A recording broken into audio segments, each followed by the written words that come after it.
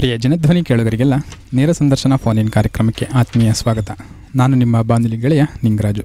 ಕೇಳುಗರು, ಇವತ್ತಿನ ನೇರ ಸಂದರ್ಶನ ಫೋನ್ ಇನ್ ಕಾರ್ಯಕ್ರಮದಲ್ಲಿ ಅನ್ನದಾತರ ಕೂಗಿಗೆ ಒಂದು ಸ್ಪಂದನೆ ಎಂಬ ವಿಷಯವನ್ನು ಕುರಿತು ಇವತ್ತು ಮಾತನಾಡಲು ನಮ್ಮ ಜೊತೆ ಇದ್ದಾರೆ ಕರ್ನಾಟಕ ರಾಜ್ಯ ರೈತ ಕಲ್ಯಾಣ ಸಂಘದ ಸಂಸ್ಥಾಪಕರು ಮತ್ತು ರಾಜ್ಯಾಧ್ಯಕ್ಷರಾದ ಶ್ರೀ ಭೂಮಿಪುತ್ರ ಶ್ರೀ ಚಂದನ್ಗೌಡರವರು. ಸರ್, ಕಾರ್ಯಕ್ರಮಕ್ಕೆ ತಮಗೆ ಆತ್ಮೀಯ ಸ್ವಾಗತ. ನಮಸ್ತೆ ಸರ್. ಅನ್ನದಾತ ಸುಖೀ ಭವ ಎನ್ನುವಂಥ ಒಂದು ಸಂಸ್ಕೃತಿ ನಮ್ಮದು. ಸೊ ಅನ್ನದಾತ ಎಂದರೆ ಯಾರು ನಮಗೆ ಆಹಾರವನ್ನು ನೀಡಿದ್ದಾರೆ, ಅವರ ಆಹಾರವನ್ನು ಯಾರೇ ಉಣಿಬಿಡಿಸಲಿ ಅದರ ಶ್ರೇಯಸ್ಸು ಸಲ್ತಕ್ಕಂಥದ್ದು ರೈತರಿಗೆ ಮಾತ್ರ ಅಂತಲೇ ಕೂಡ ಹೇಳ್ಬೋದು. ಹಾಗಾಗಿ ಭಾರತ ದೇಶದ ಒಂದು ಬೆನ್ನೆಲುಬು ಅಂದರೆ ಅದು ನಮ್ಮ ರೈತ ಸಮುದಾಯ ಅಂತಲೇ ಕೂಡ ಹೇಳ್ಬೋದು. ಸೊ ಆದ್ದರಿಂದ ಈ ದಿನ ತಾವು ನಮ್ಮ ಜೊತೆ ಈ ಒಂದು ರೈತ ನೇಗಿಲ ಯೋಗಿ ಅವರ ಸಂಬಂಧಪಟ್ಟಂತೆ ಸಮಸ್ಯೆಗಳಿರ್ಬೋದು ಮತ್ತು ರೈತರ ಒಂದು ಕಷ್ಟ ಸುಖಗಳನ್ನು ಆಲಿಸ್ತಕ್ಕಂಥ ನಿಟ್ಟಿನಲ್ಲಿ ತಾವು ನಮ್ಮ ಜೊತೆ ಇರ್ತಕ್ಕಂಥದ್ದು ಬಹಳ ಸಂತೋಷ ಸರ್. ಮೊದಲನೇದಾಗಿ ಪ್ರಸ್ತುತ ದಿನದಲ್ಲಿ ನಮ್ಮ ರೈತರ ಸ್ಥಿತಿಗತಿ ಹೇಗಿದೆ ಸರ್? ಮೊದಲನೇದಾಗಿ ವನಸಿರಿ ನಾಡೆಂದೇ ಪ್ರಖ್ಯಾತಿಯನ್ನು ಪಡ್ಕೊಂಡಿರ್ತಕ್ಕಂಥ, ನಾನು ಸಾಕಷ್ಟು ಬಾರಿ ಹೇಳ್ತಾನೆ ಇರ್ತೇನೆ, ದಕ್ಕನ್ ಪ್ರಸ್ಥ ಭೂಮಿಯಲ್ಲೇ ಅತ್ಯಂತ ಫಲವತ್ತತೆಯ ಭೂಮಿ. ಈ ಭೂಮಿ ಮೇಲೆ ಸ್ವರ್ಗ ಅಂತ ಏನಾದ್ರು ಇದ್ದರೆ ಅದು ವನಸಿರಿ ನಾಡು ಮತ್ತು ಜಲಸಿರಿ ನಾಡು ಅಂತೇಳಿ ಭಾಳ ಹೆಮ್ಮೆಯಿಂದ ಮೊದಲನೇದಾಗಿ ವಿಚಾರವನ್ನು ನಮ್ಮ ಜನಧನಿ ಸಮುದಾಯ ಬಾನುಲಿ ಕೇಂದ್ರದ ವತಿಯಿಂದ ಇವತ್ತೇನು ರೈತರ ಸ್ಥಿತಿಗತಿ ಬಗ್ಗೆ ಮಾತಾಡಲಿಕ್ಕೆ ನಾವೀ ಒಂದು ಕಾರ್ಯಕ್ರಮದಲ್ಲಿ ಭಾಗಿಯಾಗಿರಲಿಕ್ಕೆ ಮೊದಲನೇದಾಗಿ ನಾನು ಜನಧನಿ ಕಾರ್ಯಕ್ರಮದ ಎಲ್ಲ ವೀಕ್ಷಕರಿಗೆ ಹಾಗೆ ಜನಧನಿಯ ಈ ರೇಡಿಯೋವ್ರಿಗೆ ಬಹಳ ಹೃದಯಪೂರ್ವಕವಾದಂಥ ಕೃತಜ್ಞತೆ ಮತ್ತು ಅಭಿನಂದನೆಗಳನ್ನು ಸಲ್ಲಿಸ್ತೇನೆ. ತಾವು ಕೇಳಿದ್ರಿ, ಬಹುಶಃ ಇವತ್ತಿನ ಕಾಲಮಾನಘಟ್ಟಕ್ಕೆ ತಾವು ಕೇಳಬೇಕಾದಂಥ ಪ್ರಶ್ನೆನೇ. ಬಹುಶಃ ನಮಗೆ ಸ್ವಾತಂತ್ರ್ಯ ಬಂದು 78 ವರ್ಷ ಆಯಿತು. ಹೌದು. ಬಟ್ ಇನ್ನೂ ನಮಗೆ ರಾಜಕೀಯವಾಗೇನೋ ಸ್ವಾತಂತ್ರ್ಯ ಸಿಕ್ಕಿದೆ, ಬಟ್ ಆರ್ಥಿಕ ಸ್ವಾತಂತ್ರ್ಯ ಸಿಕ್ಕಿಲ್ಲ. ಭಾಗಶಃ ನಮ್ಮ ಒಂದು ಸಮೀಕ್ಷೆ ಮತ್ತು ಒಂದಷ್ಟು ಸರ್ವೆ ರಿಪೋರ್ಟ್ನ ಆಧಾರಿತ ಮೇರೆಗೆ ನಾನು ನೇರವಾಗಿ ಹೇಳಲಿಕ್ಕೆ ಬಯಸ್ತೀನಿ, ಇನ್ನು ಈ ಭೂಮಿ ಮೇಲೆ ಅತ್ಯಂತ ಶೋಚನೀಯ ಬದುಕು, ಕ್ಲಿಷ್ಟಕರವಾದಂಥ ಬದುಕು, ಎಲ್ಲ ಅವಕಾಶಗಳಿಂದ ವಂಚಿತರಾಗಿ ಕಡೆಯದಾಗಿ ಒಂದು ಯಕ್ಷ ಪ್ರಶ್ನೆ ಇದೆ. ಈ ಭೂಮಿ ಮೇಲೆ ರೈತರಾಗಿ ಹುಟ್ಟೋದು ವರನೋ ಸಾಪನೋ? ಇದೊಂದು ಯಕ್ಷ ಪ್ರಶ್ನೆ ನನ್ನಲ್ಲೂ ಕೂಡ ಕಾಡ್ತಾ ಇದೆ. ಬಹುಶಃ ಈ ಪ್ರಶ್ನೆಗೆ ನಮ್ಮನ್ನು ಯಾರೋ ಒಂದು 100-150 ವರ್ಷ ಬಂದು ಯಾರೋ ಹಾಳೋದ್ರು, ಬಹುಶಃ ಅದಕ್ಕೆ ಒಂದು ರೀತಿ ಎಲ್ಲೋ ಅರ್ಥ ಆಯ್ತು. ಅವ್ರು ಬಿಟ್ಟೋದ ನಂತರ 78 ವರ್ಷ ನಮ್ಮವರೇ ಹಾಳ್ತಾ ಇದ್ದಾರೆ. ಈಗಲೂ ಕೂಡ ಜಗತ್ತಿಗೆ ಅನ್ನ ಕೊಟ್ಟ, ಯಾಕೆಂದ್ರೆ ಒಂದು ಮುತ್ನಂತ ಮಾತಿದೆ, ಕೋಟಿ ವಿದ್ಯೆಗಳಲ್ಲಿ ಮೇಟಿ ವಿದ್ಯೆ ಮೇಲೂ ಮೇಟಿ ಎಂಬರಾಟಿ ನಡೆದುದಲ್ಲದೆ ದೇಶದಾಟವೇ ಕೆಡಕು ಸರ್ವಜ್ಞ. ಮೊದಲನೇದಾಗಿ 10,000 ವರ್ಷಗಳಿಂದ ಮನುಕುಲದ ಹೊಟ್ಟೆಯ ಹಸಿವಿನ ಚೀಲ, ನಾಲಿಗೆಯ ರುಚಿಯನ್ನು ನೀಗಿಸ್ಕೊಂಡು ಬಂದಿರತಕ್ಕಂಥ ಕಲಿಯುಗದ ಕಾಮಧೇನು, ಪವಾಡ ಪುರುಷ, ಈ ಭೂಮಿ ಮೇಲೆ ದೊಡ್ಡ ಮನುಷ್ಯ ಅಂತ ಏನಾದ್ರು ಇದ್ದರೆ ಅದು ನನ್ನ ಅನ್ನದಾತರ ಪಾದಚರಣ ಕಮಲಗಳಿಗೆ ಭಕ್ತಿಪೂರ್ವಕವಾಗಿ ಜನಧನಿ ಬಾನುಲಿ ಕೇಂದ್ರದಿಂದ ನಾನು ಸ್ಮರಿಸ್ಲಿತ್ತೀನಿ ಅವ್ರನ್ನ. ಹಾಗಾಗಿ ಇವತ್ತಿನ ಸ್ಥಿತಿಯಲ್ಲಿ ಮೊದಲನೇದಾಗಿ ರೈತರಿಗೆ ಕೃಷಿ ಒಂದು ಉದ್ಯಮನೋ ಅಥವಾ ಕೃಷಿ ಜೀವನವೋ ಅನ್ನೋ ಒಂದು ನಿಟ್ಟಿನಲ್ಲಿ ಆ ವ್ಯತ್ಯಾಸವನ್ನು ಕಂಡುಹಿಡಿಲಿಕ್ಕಾಗದೆ, ಒಂದು ಕಡೆ ಯೋಜನೆನೂ ಇಲ್ಲದೆ, ಒಂದು ಕಡೆ ಯೋಚನೆನೂ ಇಲ್ಲದೆ, ಸಮಾಜದಲ್ಲಿ ನಾವು ಬದುಕಬೇಕು ಎಂಬ ಒಂದು ಹಠ ಛಲ ಇದ್ದರೂ ಒಂದು ಕಡೆ ಸರ್ಕಾರ, ಇನ್ನೊಂದು ಕಡೆ ಸಮಾಜ ಆ ಸಮುದಾಯವನ್ನ ಒಟ್ಟಾರೆ ತುಣಿತಾನೆ ಬರ್ತಿದೆ. ಮುಂದಿನ ದಿನಗಳಲ್ಲಾದರೂ ಕೂಡ ರೈತರ ಸ್ಥಿತಿಗತಿ ಅಷ್ಟೇ ಅಲ್ಲ, ರೈತರ ಪರಿಸ್ಥಿತಿ ಬದಲಾಗ್ಲಿ ಅಂತೇಳಿ ನಾನು ಭಗವಂತನಲ್ಲಿ ಮೊದಲನೇದಾಗಿ ಪ್ರಾರ್ಥಿಸ್ತೇನೆ. ತಾವು ಹೇಳ್ದಂಗೆ ನಿಜ ಸರ್, ರೈತರ ಸ್ಥಿತಿಗತಿ ಈಗ ಪ್ರಸ್ತುತ ದಿನದಲ್ಲಿ ಹೇಗಿದೆ ಅನ್ನೋದ್ರ ಬಗ್ಗೆ ಕೂಡ ಹೇಳಿದ್ರಿ. ಅದೇ ರೀತಿ ಕೃಷಿ ಅಂತಕ್ಕಂಥದ್ದು ಒಂದು ಭಾರತದ ಆರ್ಥಿಕತೆಯ ಒಂದು ಪ್ರಮುಖವಾದ ಭಾಗ ಅಂತಲೇ ಕೂಡ ಹೇಳ್ಬೋದು. ಆದರೆ ಇದನ್ನು ಹೇಗೆ ನಾವು ಬಿಂಬಿಸ್ಬೋದು, ಯಾವ ಥರ ನಾವು ಆರ್ಥಿಕತೆಯನ್ನು ನಾವು ಹೆಚ್ಚಿಸ್ಕೊಳ್ಬೋದು ಅಂತಕ್ಕಂಥದ್ದು ಇನ್ನೂ ಕೂಡ ನಮ್ಮ ರೈತರುಗಳಲ್ಲಿರ್ಬೋದು ಅಥವಾ ಗ್ರಾಮೀಣ ಮಟ್ಟದ ಒಂದು ಕೃಷಿಕರಲ್ಲಿ ಇದು ಕಾಣ್ತಾ ಇದೆ. ಹಾಗಾಗಿ ಹೇಗೆ ಸರ್ ಇದರ ಬಗ್ಗೆ ತಮ್ಮ ಒಂದು ಸಲಹೆ ಅಥವಾ ಅನಿಸಿಕೆಗಳೇನು ಸರ್? ಸರ್, ಮೊದಲನೇದಾಗಿ ಎಲ್ಲೋ ಒಂದು ಕಡೆ ಕೃಷಿಯ ಮಹತ್ವವನ್ನು ಜಗತ್ತಿಗೆ ಸಾರ್ತಕ್ಕಂಥ ನಿಟ್ಟಿನಲ್ಲಿ ಮನುಕುಲ ಎಲ್ಲೋ ಹೆಡುತ್ತಾ ಇದೆ ಅನ್ನೋ ಒಂದು ಪ್ರಶ್ನೆಯನ್ನು ನಾನು ಈ ಸಂದರ್ಭದಲ್ಲಿ ಮೊದಲನೇದಾಗಿ, ಹಾಗೆ ಈ ಸತ್ಯವನ್ನು ಪ್ರತಿಯೊಬ್ಬ ನಾಗರಿಕ ಸಮಾಜದಲ್ಲೂ ತಿಳ್ಕೋಬೇಕಾದಂಥ ವಿಚಾರವಾಗಿ ನಾನು ಮೊದಲನೇದಾಗಿ ಹೇಳ್ತೀನಿ. ತಾವು ಪ್ರಸ್ತುತ ಪ್ರಶ್ನೆಯನ್ನು ಕೇಳಿದ್ರಿ, ತಾವು ಒಂದು ಸ್ವಲ್ಪ ಇತಿಹಾಸದ ಒಂದಷ್ಟು ಪುಟಗಳನ್ನು ನಾವು ತೆರೆದು ನೋಡಿದಾಗ, ಈ ಕೃಷಿ ಕ್ಷೇತ್ರದ ಇತಿಹಾಸದ ಪುಟಗಳನ್ನು ತೆರೆದು ನೋಡಿದಾಗ, ನಮ್ಮ ಭಾರತೀಯ ನಾಗರಿಕತೆಯ ತೊಟ್ಟಿಲು ಅಂತ ಕರಿತೀವಿ ಸಿಂಧು ನಾಗರಿಕತೆಯನ್ನು, ತಾವು ಋಗ್ವೇದ ಕಾಲದಿಂದ ಹಿಡಿದು ಇವತ್ತಿನವರೆಗೂ ಶಿಲಾ ನವಯುಗದಿಂದನೂ ಕೂಡ ಕೃಷಿಗೆ ಅದಕ್ಕೆ ಆದಂಥ ಮಹತ್ವ ಇದೆ, ಇತಿಹಾಸ ಇದೆ. ಬಹುಶಃ ನಾನು ಹೇಳ್ತೀನಿ, ಇವತ್ತು ಋಗ್ವೇದ ಕಾಲದಲ್ಲಿ ಏನಾದರೂ ಮನುಕುಲ ಕೃಷಿಯನ್ನು ಅಪ್ಕೊಳ್ಳಿಲ್ಲ ಅಂದರೆ, ಕೃಷಿಯನ್ನು ತಗೊಳ್ಳಿಲ್ಲ ಅಂದರೆ, ಕೃಷಿ ಕ್ಷೇತ್ರನ ಇಟ್ಕೊಂಡು ಬದುಕಲಿಲ್ಲ ಅಂದಿದ್ರೆ ಬಹುಶಃ ಈ ಭೂಮಿ ಮೇಲೆ 456 ಕೋಟಿ ವರ್ಷಗಳ ಇತಿಹಾಸ ಇದೆ. 84 ಲಕ್ಷ ಜೀವರಾಶಿಗಳು ಈ ಕೃಷಿ ಕ್ಷೇತ್ರ ಇರಲಿಲ್ಲ, ಈ ಕೃಷಿ ಸಿಗಲಿಲ್ಲ ಅಂದಿದ್ರೆ ಯಾರು ಕೂಡ ಜೀವರಾಶಿಗಳು ಭೂಮಿ ಮೇಲೆ ಬದುಕಲಿಕ್ಕೆ ಸಾಧ್ಯನೇ ಇಲ್ಲ ಎಂಬ ಸತ್ಯವನ್ನು ನಾನು ಮತ್ತೊಮ್ಮೆ ಕೂಗಿ ಮನುಕುಲಕ್ಕೆ ಹೇಳಲಿಕ್ಕೆ ಬಯಸ್ತೇನೆ. ಓಕೆ ಸರ್, ಅದ್ರ ಬಗ್ಗೆ ಮುಂದುವರೋಣ. ಒಂದು ಕರೆ ಇದೆ. ಹಲೋ. ಹಾಂ, ನಮಸ್ತೆ. ತಮ್ಮ ಹೆಸರು ಎಲ್ಲಿಂದ ಮಾತನಾಡ್ತಾ ಇದ್ದೀರಾ? ನಾನು ದೊಡ್ಡ ನಾಯಕರೇ ಹೇಳಿ. ಇವತ್ತು ನಮ್ಮ ಜೊತೆ ಭೂಮಿಪುತ್ರ ಶ್ರೀ ಚಂದನಗೌಡ ಸರ್ ಇದ್ದಾರೆ. ಇವತ್ತು ಈಗ ಎಲ್ಲಾ ರೈತರು ಕೂಡ ವೈಜ್ಞಾನಿಕ ಕೃಷಿ ಪದ್ಧತಿಯಲ್ಲಿ ಗೊಬ್ಬರ ಬೋರ್ಡ್ನ ಗವರ್ನಮೆಂಟ್ ಗೊಬ್ಬರ ಬೋರ್ಡನ್ನು ಬಳಸಿ ಆಹಾರವನ್ನ ಬೆಳೀತಕ್ಕಂಥದ್ದು ಒಂದು ವಾಡಿಕೆ ಆಗ್ಬಿಟ್ಟಿದೆ, ಒಂದು ವಾಡಿಕೆ ಆಗಿದೆ. ಇದರಿಂದ ನಮ್ಮ ಮನುಷ್ಯನ ಒಂದು ಆರೋಗ್ಯ ಸ್ಥಿತಿಯಲ್ಲಿ ವೈಜ್ಞಾನಿಕತೆಯಲ್ಲಿ ನಮಗೆ ಈಗ ಹಾರ್ಟ್ ಅಟ್ಯಾಕ್ ಅಂತ, BP ಅಂತೆ, ಶುಗರ್ ಅಂತೆ, ಕ್ಯಾನ್ಸರ್ ಅಂತೆ, ಈ ತರ ರೋಗ ರುಜಿನಗಳು ವೈಜ್ಞಾನಿಕ ಬೆಳವಣಿಗೆ ಬೆಳೆಗಳಿಂದ ನಮಗೆ ಬರ್ತಾ ಇರೋದು 100ಕ್ಕೆ 90% ಸತ್ಯವಾದಂತ ಸಂಗತಿ. ಆದ್ರೆ ರೈತರು ತಾವೇ ಒಂದು ಗೊಬ್ಬರವನ್ನ ನಿರ್ಮಾಣ ಮಾಡಿಕೊಂಡು ಆ ಗೊಬ್ಬರವನ್ನ ಹಾಕಿ ಬೆಳೆಯನ್ನ ಬೆಳೆದು ಮಕ್ಕಳಿಗೆ ಒಂದು ಆರೋಗ್ಯ ಪದ್ಧತಿಯನ್ನ ಕೊಡ್ಲಿಕ್ಕೆ ನಾವು ಸ್ಥಳೀಯ ಕೃಷಿಯನ್ನ ಅವಲಂಬಿಸುವ ಒಂದು ಪದ್ಧತಿಯನ್ನ ನೀವು ಪ್ರಚಾರ ಮಾಡೋದ್ರ ಮುಖಾಂತರ ನಮ್ಮ ದೇಶದ ರೈತರು ಮಕ್ಕಳು ಮತ್ತೆ ಬದುಕಲಿಕ್ಕೆ ಒಂದು ಸಾರ್ಥಕ ಸಾಧನೆ ಆಗುತ್ತೆ ಅಂತ ನಾನು ಒಂದು ಅನಿಸಿಕೆಯನ್ನು ವ್ಯಕ್ತಪಡಿಸ್ತಾರೆ. ಓಕೆ ಸರ್, ಮಾತನಾಡ್ತಾರೆ, ಕೇಳಿಸ್ಕೊಳ್ಳಿ. ಭಾಳ ಸಂತೋಷ. ತಾವು ಪ್ರಶ್ನೆನೂ ನೀವೇ ಹೇಳಿದ್ರಿ, ಉತ್ತರನೂ ನೀವೇ ಹೇಳಿದ್ರಿ. ಬಹುಶಃ ನಿಮ್ಮ ಪ್ರಶ್ನೆಯಲ್ಲಿ ಉತ್ತರನೂ ಕೂಡ ರಾರಾಜಿಸ್ತಾ ಇದೆ. ಭಾಳ ಸಂತೋಷ. ನೋಡಿ, ನಾನು ಹೇಳ್ತೀನಿ, ಒಂದು ಮುತ್ತಂತ ಮಾತಿದೆ. ಒಂದು ಕಾಲದಲ್ಲಿ ಅನ್ನದಿಂದ ಬದುಕ್ತಾ ಇದ್ವಿ ನಾವು, ಇವತ್ತು ಮಾತ್ರೆಯಿಂದ ಬದುಕ್ತಿದ್ದೀವಿ. ಭಾಳ ಮುಖ್ಯವಾಗಿ ಹಿರಿಕರು ಒಂದು ಮಾತು ಹೇಳ್ತಿದ್ರು, ಸಾವಿಲ್ಲದ ಮನೆ ಇಲ್ಲ, ಸಮಸ್ಯೆ ಇಲ್ಲದ ಮನುಷ್ಯ ಇಲ್ಲ ಅಂತೇಳಿ. ಬಹುಶಃ ಇವತ್ತು ಏನಾಗಿದೆ ಅಂತ ಹೇಳಿದರೆ, ರೋಗ ಇಲ್ಲದ ಮನೆ ಇಲ್ಲ, ಮಾತ್ರೆ ಇಲ್ಲದ ಮನುಷ್ಯನೇ ಇಲ್ಲ ಎಂಬ ಒಂದು ಕಾಲಮಾನಘಟ್ಟದಲ್ಲಿ ನಾವು ಬಂದು ಬದುಕ್ತಾ ಇದ್ದೇವೆ. ಬಹುಶಃ ಇದಕ್ಕೆ ನಾವು ಮೂಲವನ್ನು ಹುಡುಕ್ದಾಗ ಉತ್ತರ ನಿಮ್ಮಲ್ಲೇ ಇತ್ತು. ನಾನು ಹೇಳಲಿಕ್ಕೆ ಬಯಸ್ತೀನಿ ನನ್ನ ಅನ್ನದಾತರಿಗೆ, ಇವತ್ತು ಅನ್ನದಾತ ದೇವರುಗಳಿಗೆ ನಾನೊಂದು ಮಾತು ಕೇಳ್ಕೊತೀನಿ ಈ ಜನಧನಿ ಮುಖಾಂತರ. ಒಂದು ಕಾಲದಲ್ಲಿ ಅಮೃತಕ್ಕೆ ಸಮಾನವಾದಂಥ ದೇಸಿ ಗೊಬ್ಬರ, ಸಗಣಿ, ಗಂಜಲವನ್ನು ಬಳಸಿ ತಾವು ಕೃಷಿಯನ್ನು, ಸಾಂಪ್ರದಾಯಿಕ ಕೃಷಿಯನ್ನು ನೈಸರ್ಗಿಕವಾಗಿ ಪ್ರಕೃತಿಗೆ ಹತ್ತಿರವಾಗಿ ನೀವು ಕೃಷಿಯನ್ನು ಮಾಡ್ತಾಯಿದ್ರಿ. ನೀವು ಚೆನ್ನಾಗಿದ್ರಿ, ಪ್ರಕೃತಿ ಚೆನ್ನಾಗಿತ್ತು, 84 ಲಕ್ಷ ಜೀವರಾಶಿಗಳು ಕೂಡ ಬಹಳ ಚೆನ್ನಾಗಿದ್ವು. ಇತ್ತೀಚಿನ ದಿನಗಳಲ್ಲಿ ಕೃತಕ ಗೊಬ್ಬರಗಳನ್ನು ಏನು 2ನೇ ಮಹಾಯುದ್ಧದಲ್ಲಿ ಬಳಸಿ 2ನೇ ಮಹಾಯುದ್ಧಕ್ಕೆ ಕೊಡ್ತಿದ್ದವರು ಅವರೇ ಇವತ್ತು 2ನೇ ಮಹಾಯುದ್ಧದ ನಂತರ ಮಿಕ್ಕಿದಂಥ ನೈಟ್ರೇಟು, ಸಲ್ಫೇಟ್, ಅಮೋನಿಯಂಗಳನ್ನು ಕನ್ವರ್ಟೆಡ್ ಹಸಿರು ಕ್ರಾಂತಿ ಎಂಬ ಒಂದು ವಿಚಾರಗಳನ್ನು ಇಟ್ಕೊಂಡು ತಾವೇನು ಇವತ್ತು ರೈತರಿಗೆ ಕೊಡ್ತಾ ಇದ್ದೀರಾ, ಅದರಿಂದ ನೀವು ಹೇಳೋ ಹಾಗೆ ಈ ಭಾರತ ದೇಶ ಒಮ್ಮೆ ಬಹಳ ಆರೋಗ್ಯದ ಜಗತ್ತಿಗೆ ಬೆಳಕು ಕೊಟ್ಟವ್ರು ನಾವು, ಜಗತ್ತಿಗೆ ಆರೋಗ್ಯ ಕೊಟ್ಟವ್ರು ನಾವು, ಜಗತ್ತಿಗೆ ಕೃಷಿ ಹೇಳ್ಕೊಟ್ಟವ್ರು ನಾವು, ಜಗತ್ತಿಗೆ ಅನ್ನ ಕೊಟ್ಟವ್ರು ನಾವು, ಕೊಡೆಗಾಲಕ್ಕೆ ಜಗತ್ತಿಗೆ ಚಿನ್ನ ಕೊಟ್ಟವರು ನಾವು. ಏನಿಲ್ಲ ಈ ಮಣ್ಣಲ್ಲಿ, ಈ ಮಣ್ಣಿಗೆ ಬರಗಾಲ ಎಂಬ ಶಕ್ತಿಯೇ ಅದು ಗೊತ್ತೇ ಇಲ್ಲ. ಬರಗಾಲ ಅಂದರೆ ಏನು ಗೊತ್ತಿಲ್ಲ ಈ ಮಣ್ಣಿಗೆ, ಏನಿಲ್ಲ. ಇವತ್ತು ಎಲ್ಲವೂ ಇದ್ದು ಇಲ್ಲದಂಥ ಬದುಕು ನಮ್ಮದಾಗಿದೆ.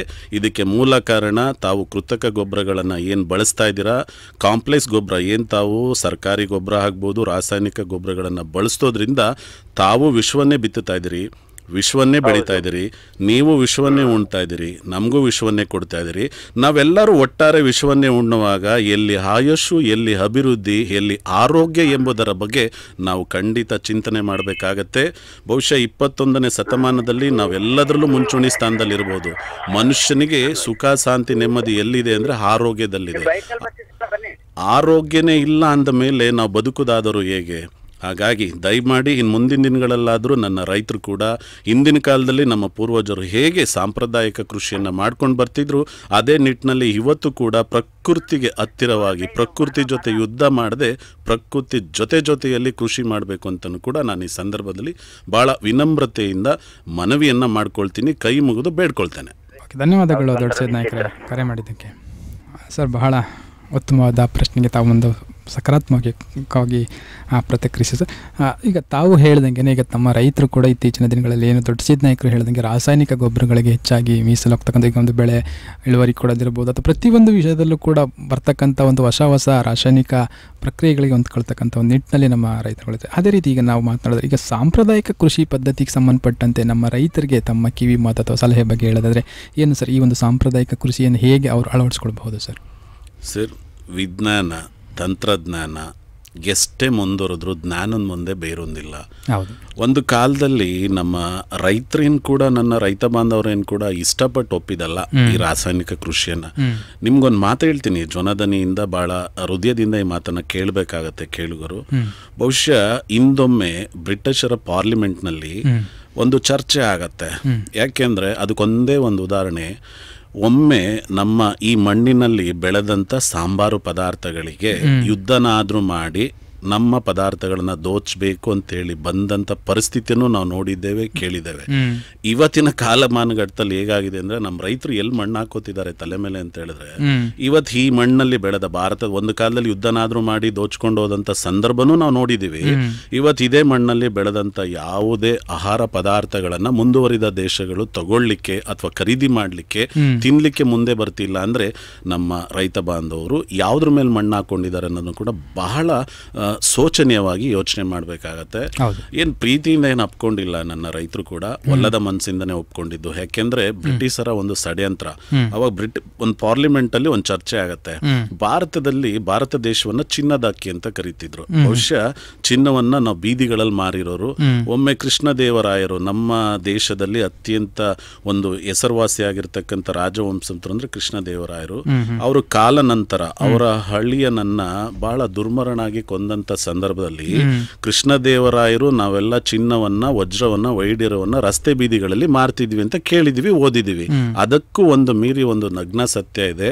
ಅವರ ಹಳಿಯ ಕಾಲಮಾನ ನಂತರ ಅಂದ್ರೆ ಕಾಲವಾದ ವಿಧಿವಶವಾದ ನಂತರ, ಯುದ್ಧದಲ್ಲಿ ಅವ್ರನ್ನ ಸೋಲಿಸಿದ ನಂತರ, ಅದರಲ್ಲೂ ಕೂಡ ಷಡ್ಯಂತ್ರದಿಂದ ಅವರನ್ನ ಹತ್ಯೆ ಮಾಡಿದ ನಂತರ ಅವರ ಸಾಮ್ರಾಜ್ಯದಲ್ಲಿ ಇದ್ದಂತ ಚಿನ್ನ ವೈಢೂರ್ಯಗಳನ್ನ 5,500 ಆನೆಯಲ್ಲಿ 6 ತಿಂಗಳ ಕಾಲ ಅದನ್ನ ಸಾಗಣೆ ಮಾಡಿದಾರೆ. ಅಂದ್ರೆ ಈ ಮಣ್ಣಿನ ಬಗ್ಗೆ ದಯಮಾಡಿ ನಾನು ಕೇಳ್ಕೊಳ್ಳೋದಿಷ್ಟೇ, 149 ಕೋಟಿ ಜನನು ಈ ಮಣ್ಣು ಎಂಥದ್ದು, ಈ ಮಣ್ಣಿನ ಮಹತ್ವ ಏನು. ಯಾಕೆಂದ್ರೆ 95% ಪ್ರತಿಷ್ಠಿತ ಜನತೆಗೆ ಇವತ್ತಿಗೂ ಕೂಡ ಮಣ್ಣು ಅಂದ್ರೆ ಏನು ಗೊತ್ತಿಲ್ಲ. ಆ ಕಾಲಡಿಲಿರತಕ್ಕಂಥ ವಸ್ತು ಎಂಬ ಒಂದು ಅಸಡ್ಡೆ ಮನೋಭಾವ ತೋರಿಸಿದಕ್ಕೆ ಇವತ್ತು ನಮಗೆ ಸಿಕ್ಕಿರ್ತಕ್ಕಂಥ ಗಿಫ್ಟು. ಭಾರತ ದೇಶ ಕ್ಯಾನ್ಸರ್ಗೆ ರಾಜಧಾನಿ, ಥೈರಾಯ್ಡು, BP. ನನಗನ್ಸುತ್ತೆ ಬಹುಶಃ ಈ ಪ್ರಶ್ನೆ ತಮಗೂ ಕೂಡ ಒಂದು ಸ್ವಲ್ಪ ನಗು ತರ್ಬೋದು. ಆಂಬ್ಯುಲೆನ್ಸ್ ಮೇಲೆ 108 ಅಂತ ಒಂದು ಕೋಡ್ ಇದೆ. ಬಹುಶಃ ಅದು ಸರ್ಕಾರದ ಕೋಡ್ ಅಂತೇಳಿ ನಾವೆಲ್ಲ ಭಾವಿಸ್ತಿದ್ವಿ. ಇತ್ತೀಚಿನ ಒಂದು ದಿನಗಳಲ್ಲಿ ನನಗನ್ಸಿದೆ 108 ನಮ್ಮ ಜೀವಕೋಶದ ಒಂದಷ್ಟು ಕಾಯಿಲೆಗಳು. 108 ರೋಗ ಬಂದರೂ ನಾನು ನಿಮ್ಮನ್ನು ಹೊತ್ಕೊಂಡು ಹೋಗ್ಲಿಕ್ಕೆ ಸಿದ್ಧನಿದ್ದೇನೆ ಎಂಬ ಒಂದಂತ ಘೋಷ. ಆದ್ರೆ ಇವತ್ತು ಇನ್ನೂ 40 ರೋಗಗಳು ಆ್ಯಡ್ ಆಗಿದೆಯಲ್ಲ, 148 ರೋಗ ಬಂದಿದೆಯಲ್ಲ. ಇದಕ್ಕೆಲ್ಲ ಕಾರಣ ಯಾರು? ಆ ಕಾಲಡಿಲಿರತಕ್ಕಂಥ ಭೂಲೋಕದ ಸ್ವರ್ಗ ಮಾತೆ, ಪ್ರಕೃತಿ ಮಾತೆ, ಜೀವಂತ ಖಜಾನೆ, 84 ಲಕ್ಷ ರಾಶಿಗಳ ಜೀವದಾತೆ, ಧರೆನೇ ಧರಿತ್ರಿ, ನಮ್ಮೆಲ್ಲರನ್ನ ಹೊತ್ಕೊಂಡಿರ್ತಕ್ಕಂಥ ತಾಯಿ. ಆ ಮಣ್ಣನ್ನ ಮರ್ತಿದ್ದಕ್ಕೆ ಇವತ್ತು ಈ ಪರಿಸ್ಥಿತಿಗೆ ಬಂದಿದ್ದೀವಂತ ನೇರವಾಗಿ ನಾನು ಹೇಳಲಿಕ್ಕೆ ಮನಸಾರೆ ಬಯಸ್ತೇನೆ. ಓಕೆ ಸರ್, ಅದ್ರ ಬಗ್ಗೆ ಮುಂದುವರೋಣ. ಮತ್ತೊಂದು ಕರೆ ಇದೆ. ಹಲೋ. ಹಲೋ, ನಮಸ್ತೆ ಸರ್. ನಾಗರಾಜ್ ಅಂತ ಮಾತಾಡ್ತೀನಿ. ನಾಗರಾಜ್ ಅವ್ರು ಹೇಳಿ ತಮ್ಮ ಪ್ರಶ್ನೆ ಏನು ಅಂತ. ಇದೊಂದು ಅಪರೂಪದ ಕಾರ್ಯಕ್ರಮ ಸರ್.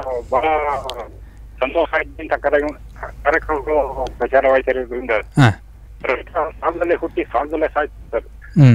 ಬೆಳೆಗೆ ಬೆಲೆ ಸಿಗದೆ ಎಲ್ಲ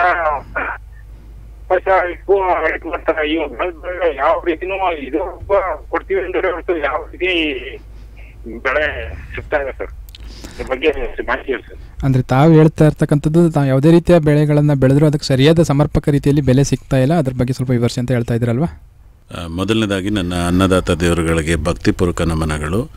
ಬಹುಶಃ ನಾನು ಇತ್ತೀಚಿನ ದಿನಗಳಷ್ಟೇ ಅಲ್ಲ, ಕಳೆದ ಒಂದು 50-60 ವರ್ಷಗಳಿಂದನೂ ರೈತನ ಒಂದು ಕೂಗು, ತಾವು ಬೆಳೆದ ಬೆಳೆಗೆ ಬೆಲೆ ಸಿಗ್ತಾ ಇಲ್ಲ ಅಂತ. ಭಾಗಶಃ ನಾನು ಸ್ವಲ್ಪ ಕಟುವಾಗೆ ಮಾತನಾಡ್ತೇನೆ. ಮೊದಲನೇದಾಗಿ ಕೃಷಿ ಉದ್ದಿಮೆ ಆಗಲೇ ಹೊರತು ರೈತ ಉದ್ದಿಮೆದಾರನಾಗದ ಹೊರತು ರೈತನಿಗೆ ಫಸ್ಟು ಗೌರವ, ಬೆಲೆ, ಮಹತ್ವ ಸಿಗದ ಹೊರತು ರೈತ ಬೆಳೆದ ಬೆಳೆಗೆ ಬೆಲೆ ಕೊಡಲಿಕ್ಕೆ ಸಾಧ್ಯನೇ ಇಲ್ಲ.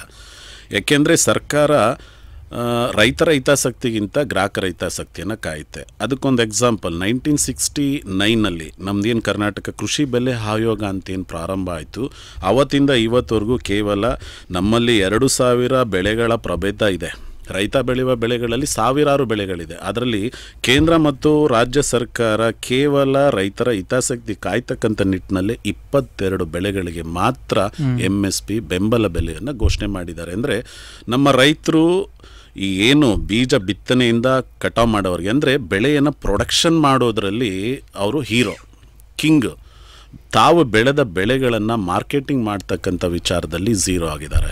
ಬಹುಶಃ ನಾನು ಹೇಳ್ತೀನಿ, ನೀವು ಬೆಳೆಯೋದಕ್ಕಿಂತ ಹೆಚ್ಚಾಗಿ ಮಾರ್ಕೆಟಿಂಗ್ ಕಡೆಗೆ, ಅಂದರೆ ನಿಮ್ಮ ಸ್ಕಿಲ್, ಅಟ್ಲೀಸ್ಟ್ ನಿಮ್ಮ ಒಂದಷ್ಟು ಯೋಚನೆಗಳು ಬದಲಾವಣೆ ಆಗಲಿ, ಬೇಡಿಕೆ ಪೂರ್ವಕ, ಅಂದರೆ ಮಾರ್ಕೆಟಲ್ಲಿ ಯಾವ ಪದಾರ್ಥಗಳಿಗೆ ಬೇಡಿಕೆ ಇರುತ್ತೆ, ಹಾಗಾಗಿ ಆ ಬೆಳೆಗಳನ್ನು ಬೆಳೆಯೋದ್ರ ಜೊತೆಗೆ ನೀವು ಬೆಳೆದ ಬೆಳೆಗಳಿಗೆ ಬೆಲೆಯನ್ನು ನಿಗದಿಪಡಿಸುವಂಥ ಒಂದಷ್ಟು ಸಾಮರ್ಥ್ಯವನ್ನು, ಆ ಆತ್ಮವಿಶ್ವಾಸವನ್ನು ನೀವು ಹೆಚ್ಚಿಸ್ಕೊಳ್ಳಿಲ್ಲ ಅಂದರೆ ಭಾಗಶಃ ಭಗವಂತನೇ ಮತ್ತೊಮ್ಮೆ ಏನಾದರೂ ಹುಟ್ಟು ಬರಬೇಕು, ಬೆಲೆ ಕೊಡಲಿಕ್ಕೆ ಸಾಧ್ಯ. ಹಾಗಾಗಿ ಸರ್ಕಾರ ಈ ನಿಟ್ಟಿನಲ್ಲಿ ಎಲ್ಲೋ ಒಂದು ಕಡೆ ಬೆಲೆ ಕಟ್ಕೊಡ್ತಕ್ಕಂಥ ನಿಟ್ಟಿನಲ್ಲಿ ಇನ್ನು ಮುಂದಿನ ದಿನಗಳಲ್ಲೂ ಕೂಡ ವಿಫಲವಾಗತ್ತೆ ಎಂಬ ಮಾತನ್ನು ಈ ಸಂದರ್ಭದಲ್ಲಿ ನಾನು ಹೇಳಿ ಬಯಸ್ತೇನೆ ಸರ್. ಬೇರೆ ಏನಾದರೂ ಪ್ರಶ್ನೆ ಆಯ್ತಾ? ಹೇಳಿ ನಾಗರಾಜ್. ಕೊನೆ ಪ್ರಶ್ನೆ ಸರ್, ರೈತ ಮಕ್ಕಳಿಗೆ ಹುಡುಗಿದ್ನೇ ಕೊಡೋಲ್ಲ, ಕಾರಣ ಏನು ಸರ್? ಇದು ಅವ್ರು ಹುಟ್ಟಿದ್ದೇ ಶಾಪನ ಸರ್? ಇಲ್ಲ, ನಾನು ಫಸ್ಟೇ ಹೇಳಿದೆ, ಏನಂತ ಹೇಳಿದ್ರೆ ಈ ಕೂಗು ನಿಮ್ಮಷ್ಟಲ್ಲೇ ಅಲ್ಲ, ಇಡೀ ಭೂಮಿ ಮೇಲೆ ತಾಂಡವಾಡ್ತಿದೆ. ಇದೊಂಥರ ನಿಜಕ್ಕೂ ಮನುಕುಲಕ್ಕೆ ಇದೊಂದು ವಿಪರ್ಯಾಸವಾದಂಥ ಸಮಸ್ಯೆ. ಇದು ಮನುಕುಲಕ್ಕೆ ಒಂದು ನಿಜಕ್ಕೂ ನಾಚಿಗೆಡ್ತನ ಅಂತಲೂ ಕೂಡ ನಾನು ನೇರವಾಗಿ ಹೇಳಲಿಕ್ಕೆ ಬಯಸ್ತೇನೆ.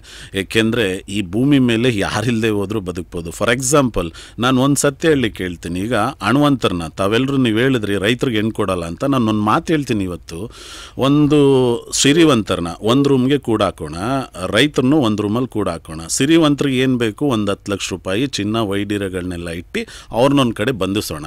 ಇನ್ನೊಂದು ಕಡೆ ರೈತರಿಗೆ ಏನು ಬೇಕು, ಬೆಳೆ ದವಸ ಧಾನ್ಯಗಳನ್ನು ಇಟ್ಟು ಅವ್ರನ್ನೂ ಕೂಡ ಒಂದು ವಾರನೋ ಒಂದು 10 ದಿನನೋ ಬಂದಿಖಾನೆಯಲ್ಲಿ ಸುಮ್ಮನೆ ಕೂಡ ಹಾಕೋಣ. ಒಂದು 10 ದಿನ ಆದಮೇಲೋ ಅಥವಾ 15 ದಿನ ಆದಮೇಲೆ ಯಾರು ಈಚೆ ಬರ್ತಾರೆ ನೋಡಿ. ಯಾಕೆ ನಾನು ಈ ಮಾತನ್ನು ಹೇಳ್ತೀನಿ ಅಂದರೆ, ಇವತ್ತು ಕೋಟಿ ಇದ್ದರೂ ಕೂಡ ಒಗ್ಗರಣೆ ಹಾಕ್ಕೊಂಡು ತಿನ್ನಲಿಕ್ಕೆ ಸಾಧ್ಯ ಇಲ್ಲ. ನಾವು ತಿನ್ನಬೇಕು ಅಂದರೆ ಅನ್ನನೇ ಬೇಕು, ಅನ್ನ ಬೇಕು ಅಂದರೆ ರೈತರೇ ಬೇಕು, ರೈತರು ಬೇಕು ಅಂದರೆ ಕೃಷಿನೇ ಬೇಕು. ಖಂಡಿತ ಇವತ್ತಿನ ಈ ಸಮಸ್ಯೆಗೆ ಇನ್ನೊಂದು 5 ವರ್ಷಗಳಲ್ಲಿ ಇವತ್ತೇನು ರೈತ ಕೆಳಗಡೆ ಇದ್ದಾರೆ ಅವ್ರು ಖಂಡಿತ ಮೇಲೆ ಬರ್ತಾರೆ. ರೈತರ ಬದುಕು ಹಸನಾಗೋದ್ರಲ್ಲಿ 2 ಮಾತೇ ಇಲ್ಲ. ಮುಂದಿನ ದಿನಗಳಲ್ಲಿ ರೈತರ ಬದುಕು ಕೂಡ ಬಂಗಾರ ಆಗತ್ತೆ. ಈ ಸಂದರ್ಭದಲ್ಲಿ ನಾನು ಜನಧನಿಯಿಂದನ ಕೈ ಮುಗಿದು ಪ್ರಾರ್ಥನೆಯನ್ನು ಮಾಡ್ತೇನೆ, ಯಾರು ಜಮೀನುಗಳನ್ನು ಮಾರಾಟ ಮಾಡ್ಕೋಬೇಡಿ, 1 ಗುಂಟೆ ಜಮೀನನ್ನು ಕಳ್ಕೊಬೇಡಿ. ಊಹಿಸ್ಲಿಕ್ಕೆ ಸಾಧ್ಯವಾಗದೇ ಇರತಕ್ಕಂಥ ಬೆಲೆ ಭೂಮಿಗೆ ಬರುತ್ತೆ. ಯಾವಾಗ ನಿಮ್ಮ ಭೂಮಿಯ ಬೆಲೆಗೆ ಬರುತ್ತೆ, ರೈತರಿಗೂ ಕೂಡ ಬೆಲೆ ಗೌರವ ಬರುತ್ತೆ. ಆ ಸಂದರ್ಭದಲ್ಲಿ ತಮ್ಮ ಕೂಗುಗೆ ಏನು ಸಮಸ್ಯೆಗೆ ಪರಿಹಾರ ಸಿಗುತ್ತೆ. ಹಾಗಾಗಿ ಸ್ವಲ್ಪ ತಾಳ್ಮೆ ಇರಲಿ. ಸಮಾಜದಲ್ಲಿ ತಾವು ಕೂಡ ಮುಂಚಿನ ಸ್ಥಾನಕ್ಕೆ ಬರಬೇಕು, ಏನು ಮಾಡಬೇಕು ಅನ್ನೋದ್ರ ಕಡೆ ಒಂದಷ್ಟು ಯೋಜನೆ ಹಾಕಿ ಮುಂದೆ ಬನ್ನಿ. ಖಂಡಿತ ಈ ಕ್ಷೇತ್ರಕ್ಕೆ ಗೌರವ ಬಂದೇ ಬರುತ್ತೆ. ಊಹಿಸ್ಲಿಕ್ಕಾಗದಿರ್ತಕ್ಕಂಥ ಬೆಲೆ ನನ್ನ ರೈತ ಬಾಂಧವರಿಗೆ ಬಂದೇ ಬರುತ್ತೆ. ಅಲ್ಲಿವರೆಗೆ ಸ್ವಲ್ಪ ತಾಳ್ಮೆಯಿಂದ ನಾವು ಕೂಡ ಆ ತಾಯಿಯಲ್ಲಿ ಪ್ರಾರ್ಥನೆ ಮಾಡೋಣ ಅಂತೇಳಿ ಈ ಸಂದರ್ಭದಲ್ಲಿ ಹೇಳಲಿಕ್ಕೆ ಬಯಸ್ತೇನೆ ನಿಮಗೆ. ಓಕೆ, ಧನ್ಯವಾದಗಳು ನಾಗರಾಜ್ ಅವರೇ ಕರೆ ಮಾಡಿದ್ದಕ್ಕೆ. ಓಕೆ, ಹಾಂ ಸರ್, ನಾನು ಮೊದಲೇ ಕೇಳ್ದಂಗೆ ಸರ್, ಏನು ಸರ್ ಈಗ ತಾವು ಹೇಳ್ದಂಗೆ ಈ ರೈತರ ಜೀವನ ಮಟ್ಟವನ್ನು ಒಂದು ಸುಧಾರಿಸ್ತಕ್ಕಂಥ ಒಂದು ನಿಟ್ಟಿನಲ್ಲಿ ನಮ್ಮ ರೈತರುಗಳು ಏನೇನು ಪ್ರಕ್ರಿಯೆಗಳನ್ನು ಅಳವಡಿಸ್ಕೊಳ್ಬೇಕು, ಹೇಗೆ ಸರ್? ಸರ್, ವಿಪರ್ಯಾಸ ಏನಂದರೆ ಸರ್, ಈಗ ತಾವು ಈಗ ನೋಡಿ, ಈಗ ಸರ್ಕಾರಿ ಉದ್ಯೋಗಸ್ಥರಿಗಾದರೆ ಅವ್ರಿಗಾದರೂ ಆಯೋಗ ಇದೆ. ಫಾರ್ ಎಕ್ಸಾಂಪಲ್ ಈಗ 8ನೇ ಆಯೋಗ, ಈಗ ನೆಕ್ಸ್ಟ್ ಬಡ್ಜೆಟಲ್ಲಿ ಮುಂದಿನ ವಾರದಲ್ಲಿ ಅವರಿಗೆ ತುಟಿ ಭತ್ಯೆ ಜಾಸ್ತಿ ಇದೆ. ನಾವು 8ನೇ ವೇತನ ಆಯೋಗದಲ್ಲಿ ಅವ್ರಿಗೆ ಸ್ಯಾಲ್ರೀಸ್ನ ಇನ್ಕ್ರೀಸ್ ಮಾಡಬೇಕು ಅನ್ನೋದು ಆಲ್ರೆಡಿ ಸದನದಲ್ಲಿ ಚರ್ಚೆ ಆಗಿದೆ. ಮಾನ್ಯ ಗೌರವಾನ್ವಿತ ಮುಖ್ಯಮಂತ್ರಿಗಳು ಕೂಡ ಅದಕ್ಕೆ ಹಸಿರು ನಿಶಾನೆ ತೋರಿಸಿದ್ದಾರೆ. ಸರ್, ಒಳ್ಳೆಯದು, ಅಧಿಕಾರಿಗಳಿಗೆ ಕೊಡಲಿ, ನಮ್ದು ಅದು ಪ್ರಶ್ನೆ ಅಲ್ಲ ಸರ್. ನಾನು ಕೇಳ್ತಿರ್ತಕ್ಕಂಥ ಒಬ್ಬ ಸರ್ಕಾರಿ ಉದ್ಯೋಗಸ್ಥರಿಗೆ ವೇತನ ಆಯೋಗ ಇದೆ, ಸಂಬಳ ಇದೆ. ಹಾಗೆ ಖಾಸಗಿ ಉದ್ಯೋಗಸ್ಥರಿಗೂ ಇನ್ಕ್ರಿಮೆಂಟ್ ಇದೆ, ಇನ್ಸೆಂಟಿವ್ಸ್ ಇದೆ. ಸರ್, ಪಾಪ ನಮ್ಮ ಅನ್ನದಾತರಿಗೆ ಏನಿದೆ ಸರ್, ಹಗಲು ರಾತ್ರಿ ಎನ್ನದೆ ಕೇವಲ ತಮ್ಮ ಸ್ವಾರ್ಥಕ್ಕೆ ಬದುಕ್ತೆ. ಯಾಕೆಂದ್ರೆ ಈ ಭೂಮಿ ಮೇಲೆ ತಾನು ಬೆಳೆದ ಅಥವಾ ತಾನು ಸಂಪಾದನೆ ಮಾಡಿದ ಪ್ರತಿಫಲದಲ್ಲಿ ಒಂದು ಪಾಲು ಸರ್ಕಾರಕ್ಕೆ, ಒಂದು ಪಾಲು ಪ್ರಕೃತಿಗೆ, ಒಂದು ಪಾಲು ಹೆನೆಗೆ ಅಂತೇಳಿ ಹಂಚು ತಿನ್ನುವಂತ ಒಂದೇ ಒಂದು ಜೀವಿ ಈ ಭೂಮಿ ಮೇಲಾರು ಇದ್ರೆ ಅದು ನನ್ನ ರೈತ ಸರ್. ಅಂತ ವ್ಯಕ್ತಿಗೆ ಇವತ್ತಿಗೂ ಕೂಡ ಅವನನ್ನ ಮೇಲ್ತಾರೆ. ಎಲ್ಲ ಕೂಡ ಮಾತನಾಡೋದಾಯ್ತು, ದೇಶಕ್ಕೆ ರೈತ ಬೆನ್ನೆಲುಬು. ಎಷ್ಟು ವರ್ಷ ಇದನ್ನೇ ಹೇಳ್ಕೊಂಡ್ ಬರ್ತೀರಿ? ಇನ್ನು ಎಷ್ಟು ದಿನ? ಈಗ ನಮ್ಮ ಮಕ್ಕಳು ಕೂಡ ಏನ್ ಓದ್ತಿದ್ದಾರೆ ಇವತ್ತು, ಎಲ್ಲ ದೇಶಕ್ಕೆ ರೈತ ಬೆನ್ನೆಲುಬು ಹೇಳಿದ್ದೇ ಆಯ್ತು ವಿನ ಆ ಬೆನ್ನೆಲುಬನ್ನ ಮುರಿದಿದ್ದೇ ಆಯ್ತು ವಿನ ಆ ರೈತನ ಹಿತಾಸಕ್ತಿ ಕಾಯೋದು ಯಾರು? ಇಲ್ಲೊಂದು ಪ್ರಶ್ನೆ ಕಾಡ್ತಿದೆ, ಬೆಕ್ಕಿಗೆ ಗಂಟೆ ಕಟ್ಟೋರು ಯಾರು? ಈ ಪ್ರಶ್ನೆ ಕಾಡ್ತಿದೆ. ಹಾಗಾಗಿ ನಾನು ಹೇಳ್ಕೊಳ್ಳೋದಿಷ್ಟೇ, ನಾವು ಇನ್ನೊಬ್ಬರ ಮೇಲೆ ದೂಷಣೆ ಮಾಡೋದಕ್ಕಿಂತ ಆ ಸ್ವಾಮಿ ವಿವೇಕಾನಂದರು ಏನ್ ಹೇಳಿದ್ದಾರೆ, ನನ್ನ ಬದುಕು ನನ್ನ ಹೇಳಿಗೆ ನನ್ನ ಕೈಲಿದೆ ಅನ್ನೋ ಹಾಗೆ ನಾನು ಇವತ್ತು ಹೇಳ್ಕೊಳ್ಳೋದಿಷ್ಟೇ, ನಿಮ್ಮ ಬದುಕು ನಿಮ್ಮ ಸೋಲಿಗೆ ನೀವೇ ಕಾರಣ ಆಗಿದ್ದೀರಿ. ಸ್ವಲ್ಪ ಅದರಿಂದ ಈಚೆ ಬನ್ನಿ, ಹತಾಶರಾಗಬೇಡಿ. ಯಾವ ಉದ್ದಿಮೆಗಳೇನು ಕೂಡ ಇವತ್ತಿನ ಕಾಲಮಾನಘಟ್ಟದಲ್ಲಿ ಲಾಭದಲ್ಲಿ ಇಲ್ಲ, ಎಲ್ಲದಲ್ಲೂ ಸೋಲು ಗೆಲುವು ಇದ್ದೇ ಇರುತ್ತೆ. ಇವತ್ತು ನಾನು ಹೇಳ್ತೀನಿ, ಈ ಭೂಮಿ ಮೇಲೆ ಪವಾಡ ಪುರುಷ ಅಂತ ಹೇಳ್ತೀನಿ. ಫಾರ್ ಎಕ್ಸಾಂಪಲ್ ಸರ್, ಈಗ RBI ಒಟ್ಟು ಹೆಚ್ಚು ಕಮ್ಮಿ 1949 RBI ಬಂದಿದ್ದು ಸರ್. ಅವತ್ತಿಂದ ಇವತ್ತೊಂದವರೆಗೂ 2025 ವರೆಗೂ ನಾನು ₹100 ತಗೊಂಡೋಗಿ ಅಲ್ಲೇನಾದ್ರೂ ಡೆಪಾಸಿಟ್ ಇಟ್ರೆ ₹7, ₹8, ₹9 ಕೊಡ್ತಿದ್ದಾರೆ. ಏನು 15-20 ರೂಪಾಯಿನಾರು ಕೊಡ್ತಿದಾರ ಪರ್ಸೆಂಟೇಜ್? ಇಲ್ಲ ಸರ್. ಯಾಕೆ ಎಕ್ಸಾಂಪಲ್ ಈ ಮಾತು ಹೇಳ್ತಿದ್ದೀನಿ ಅಂದ್ರೆ ಸರ್, 4 kg ಭತ್ತ ಇರ್ಚ್ಬಿಟ್ಟು 40 ಮೂಟೆ ಭತ್ತ ಬೆಳಿತಾರಲ್ಲ, ಒಂದೇ ಒಂದು ಜೋಳದ ಕಾಳು ಹಾಕ್ಬಿಟ್ಟು ಆ ಒಂದೇ ಒಂದು ಜೋನು ತೆಳಲಿ 300-400 ಬೆಳಿತಾರಲ್ಲ ಸರ್, ಇದನ್ನ ಪವಾಡ ಪುರುಷ ಅಂತ ಹೇಳಲ್ವಾ ಸರ್? ಇಲ್ಲಿವರೆಗೂ ಭೂಮಿ ತಾಯಿ ನಂಬಿ ಕೆಟ್ಟವ್ರು ಯಾರು ಇಲ್ಲ ಸರ್. ಆದ್ರೆ ಇವತ್ತು ಆ ತಾಯಿ ಮನುಷ್ಯನ್ ನಂಬಿ ಕೆಡ್ತಿದ್ದಾರೆ. ಹಾಗಾಗಿ ಖಂಡಿತ ಇದಕ್ಕೆ ಉತ್ತರ ಕಾಲನೇ ನಿರ್ಧರಿಸುತ್ತೆ. ಬಹುಶಃ ಇದಕ್ಕೊಂದು ಒಳ್ಳೆ ಬದುಕಿದೆ ಸರ್. ಮುಂದಿನ ದಿನಗಳಲ್ಲಿ ಊಹಿಸ್ಲಿಕ್ಕೆ ಆಗದೆ ಇರತಕ್ಕಂತ ಒಂದು ಕ್ಷೇತ್ರ ಅಂತ ಏನಾದ್ರು ಈ ಭೂಮಿ ಮೇಲೆ ಉಳಿದ್ರೆ, ಇನ್ನೇನಾದ್ರೂ ಈ ಭೂಮಿ ಮೇಲೆ ಒಂದು ಕ್ಷೇತ್ರ ಅಂತ ಏನಾದ್ರು ಉಳಿದ್ರೆ ಅದು ಕೃಷಿ ಮಾತ್ರ ಸರ್. ಅದನ್ನ ಕೊರೋನಾ ಸಾಬೀತ್ ಮಾಡಿದೆ. ಒಂದು ಮನುಕುಲಕ್ಕೆ ಎಚ್ಚರಿಕೆ ಗಂಟೆ. ಪ್ರಕೃತಿನೂ ಕೂಡ ಇವತ್ತು ಅದನ್ನ ತೋರಿಸ್ತಿದ್ದಾಳೆ. ನಾವು ಅದನ್ನ ಸ್ವೀಕರಿಸುವಂತ ಮನಸ್ಥಿತಿಯಲ್ಲಿ ನಾವಿಲ್ಲ. ಹಾಗಾಗಿ ನಮ್ಮಲ್ಲೂ ಸ್ವಲ್ಪ ಬದಲಾವಣೆ ಬರಬೇಕು ಅಂತೇಳಿ ನಾನು ಬಯಸ್ತೇನೆ ಸರ್. ಇದ್ರ ಜೊತೆಗೆ ಸರ್, ಈಗ ನಾಗರಾಜ್ ಅವರು ಹೇಳ್ದಂಗೆ ಕೂಡ ರೈತರುಗಳಿಗೆ ಒಂದು ತಾವು ಬೆಳೆದ ಬೆಳೆಗಳಿಗೆ ಸರಿಯಾದ ರೀತಿಯಲ್ಲಿ ಒಂದು ಬೆಲೆ ಸಿಗ್ತಾ ಇಲ್ಲ ಅಂತ ಹೇಳಿದ್ರೆ, ಇದ್ರ ಜೊತೆಗೆ ಒಂದು ಉತ್ತಮವಾದ ಒಂದು ಮಾರುಕಟ್ಟೆ ಸಿಕ್ಕರೆ ಮತ್ತಷ್ಟು ಆರ್ಥಿಕವಾಗಿ ಸಬಲರಾಗಬಹುದು ನಮ್ಮ ರೈತದಾತರು ಅನ್ನೋದಕ್ಕೆ ತಮ್ಮ ಒಂದು ಅನಿಸಿಕೆ ಏನು ಸರ್? ಖಂಡಿತ ಸರ್. ಈಗ ನೋಡಿ ಸರ್, ಯಾವುದೇ ಉದ್ದಿಮೆ ನೀವು ತಗೊಳ್ಳಿ, ಎಲ್ಲರೂ ಕೂಡ ಅವ್ರೇನ್ ಮಾಡ್ತಾರೆ, ಅವ್ರಿಗೆ ಆದಂತ ಒಂದು ಪ್ರಯಾರಿಟಿ ಇದೆ. ಅವ್ರ ಪ್ರೊಡಕ್ಷನ್ ಕಾಸ್ಟ್ ಇಂದ ಹಿಡಿದು ಲಾಸ್ ಅಂಡ್ ಪ್ರಾಫಿಟ್, ಸಾಧಕ ಬಾಧಕಗಳನ್ನ ಅವರೇ ಅದನ್ನ ಅಂದ್ರೆ ಅದಕ್ಕೆಲ್ಲನೂ ಕೂಡ ಅವ್ರ ಕೈಲೇ ಇರುತ್ತೆ. ಇವತ್ತು ರೈತ ಬೆಳೆದ ಬೆಳೆಗಳಿಗೆ ಆ ಬೆಲೆಯನ್ನ ನಿಗದಿಪಡಿಸ್ಕೊಳ್ತಕ್ಕಂಥ ನಿಟ್ಟದು ನಮ್ಮ ರೈತರ ಕೈಲಿಲ್ಲ. ಇದು ರೈತರ ಕೂಗು ಅಷ್ಟೇ ಅಲ್ಲ, ಎಲ್ಲರ ಕೂಗು ಒಂದೇ ಆಗಿದೆ.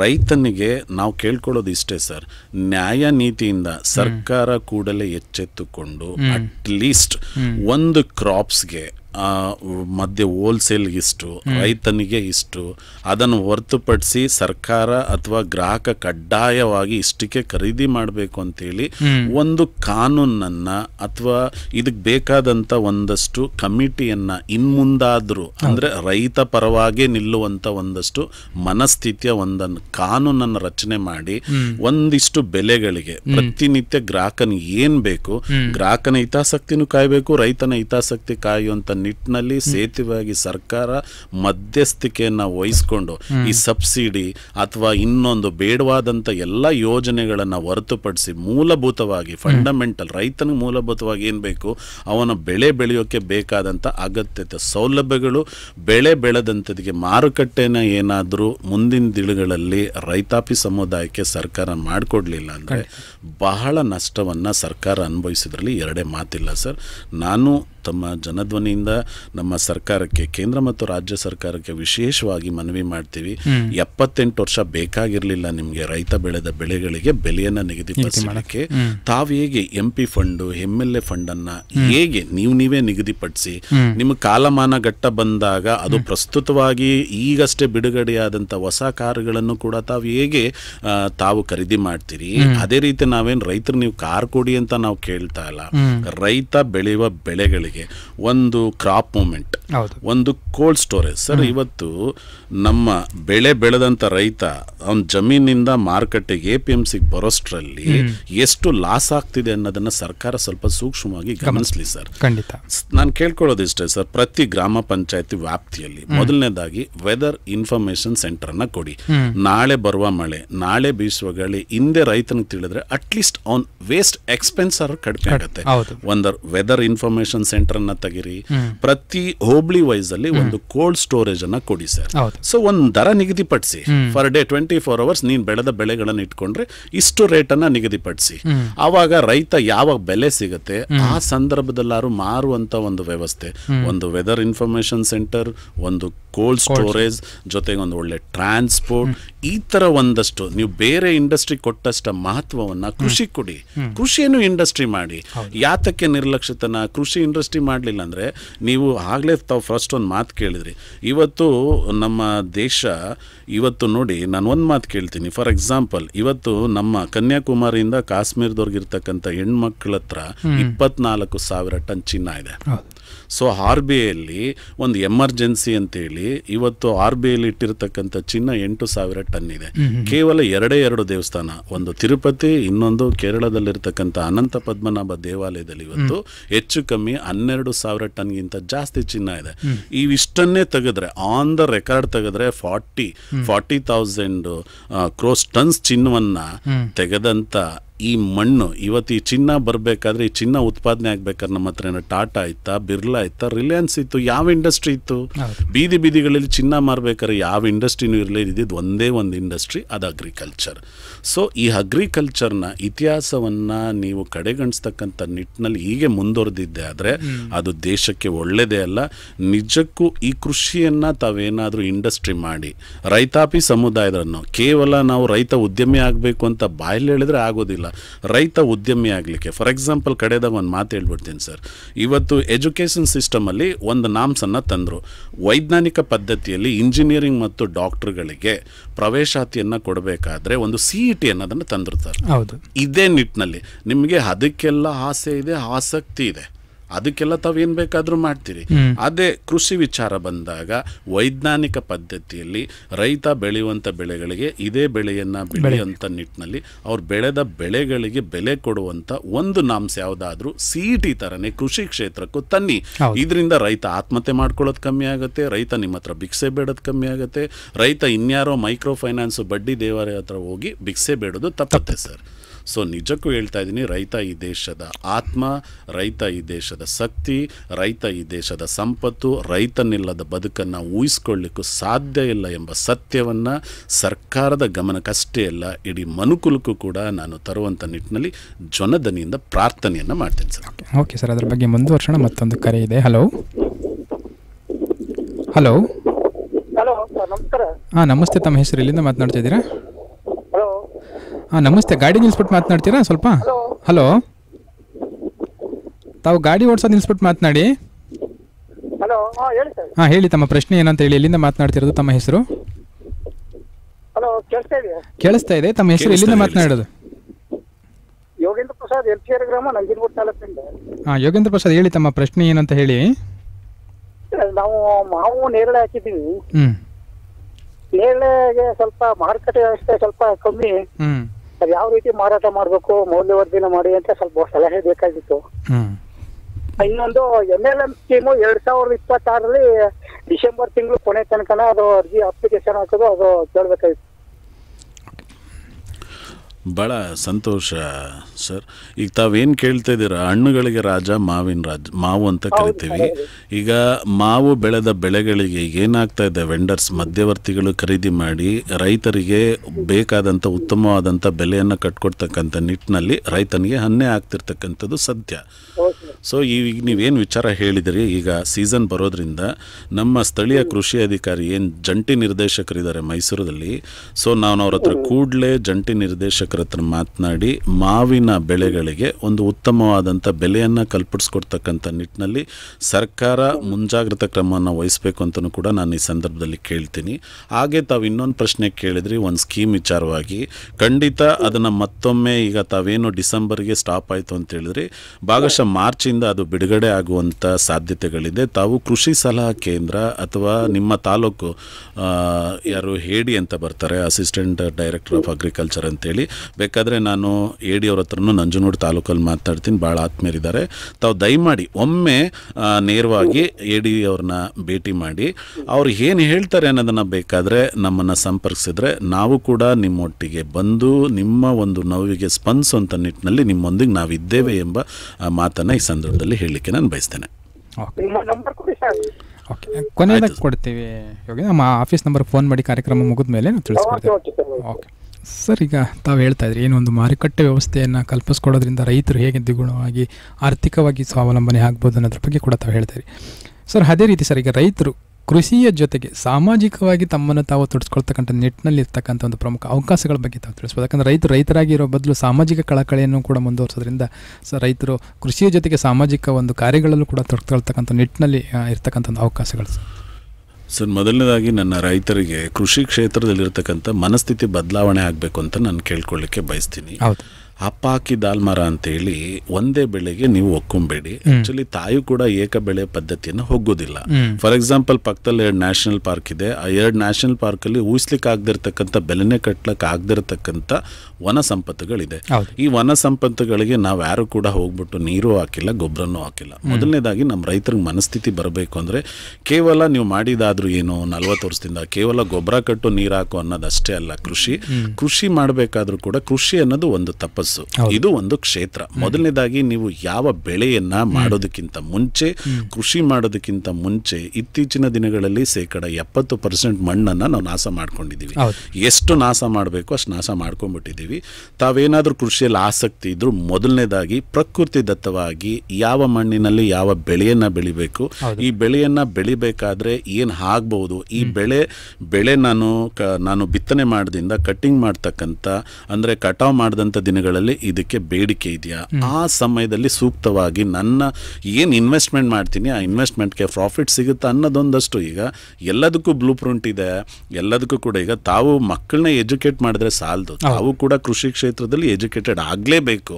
ಇವತ್ತು ಟೆಕ್ನಾಲಜಿ ಬೆಳೆದಿದೆ, ನಾವು ಟೆಕ್ನಾಲಜಿ ಬೆಳೆದಿದೆ ಅಂತೇಳಿ ನಾವು ನಿಮ್ಮನ್ನು depends upon the not technology. ನಾನು ಹೇಳ್ತಾ ಇದ್ದೀನಿ, ಫಸ್ಟು ನಿಮ್ಮ ಮಣ್ಣಿನ ಪರಿಸ್ಥಿತಿಗೆ ಅನುಗುಣವಾಗಿ ಯಾವ ಬೆಳೆ ಪ್ರಕೃತಿಯೊಡನೆ ಬೆಳಿಬೇಕು ಅನ್ನೋ ಒಂದು ವಿಚಾರವನ್ನ ಮನಗಂಡು ನಿಮಗೆ ನೀವೇ ವಿಜ್ಞಾನಿಯಾಗಿ ಯಾರನ್ನೋ ಕರ್ಸ್ಕೊಬಂದು ತೋರಿಸಿ ಇನ್ಯಾರ ಹತ್ರನೋ ಫೋಟೋ ತೋರಿಸೋಗಿ ನೀವು ಏನೋ ಖರೀದಿ ಮಾಡೋದಕ್ಕಿಂತ ಮುಂಚೆ ನಿಮ್ಮ ಮಣ್ಣಿಗೂ ಮತ್ತು ನಿಮ್ಮ ಬೆಳೆಗೂ ಒಂದು ಭಾವನಾತ್ಮಕ ಸಂಬಂಧ ಇದೆ ಅನ್ನೋ ಒಂದು ಸತ್ಯವನ್ನು ಅರಿತು ಬೆಳೆಗಳ ಜೊತೆ ಮಾತನಾಡ್ತಕ್ಕಂಥ ಒಂದಷ್ಟು ಭಾವನಾತ್ಮಕ ಭಾವನೆಗಳೊಂದಿಗೆ ಮನಸ್ಸಿಟ್ಟು ಹಿತಾಸಕ್ತಿಯಿಂದ ಇಷ್ಟಪಟ್ಟು ನೀವು ಯಾವುದೇ ಕಾಯಕವನ್ನು ಮಾಡಿದ್ರು ಇವತ್ತು ಕೂಡ ಕೃಷಿಯಲ್ಲಿ ಗೆಲ್ಬೋದು ಸರ್. ಇವತ್ತು 1000 ನಿದರ್ಶನಗಳಿದೆ, ಲಕ್ಷ ಸಂಪಾದನೆ. ಇವತ್ತು ನಂಜನಗೂಡು ತಾಲೂಕಲ್ಲಿ ಬಾಳೆ ಬೆಳೆಯಲ್ಲಿ ನಮಗೆ ಗೊತ್ತಿರೋರೇ ಕೂಡ ಇವತ್ತು ಕೋಟಿ ಸಂಪಾದನೆ ಮಾಡಿರೋರು ಇನ್ನೂ ಜೀವಂತ ಸಾಕ್ಷಿ ಇದ್ದಾರೆ ಸರ್.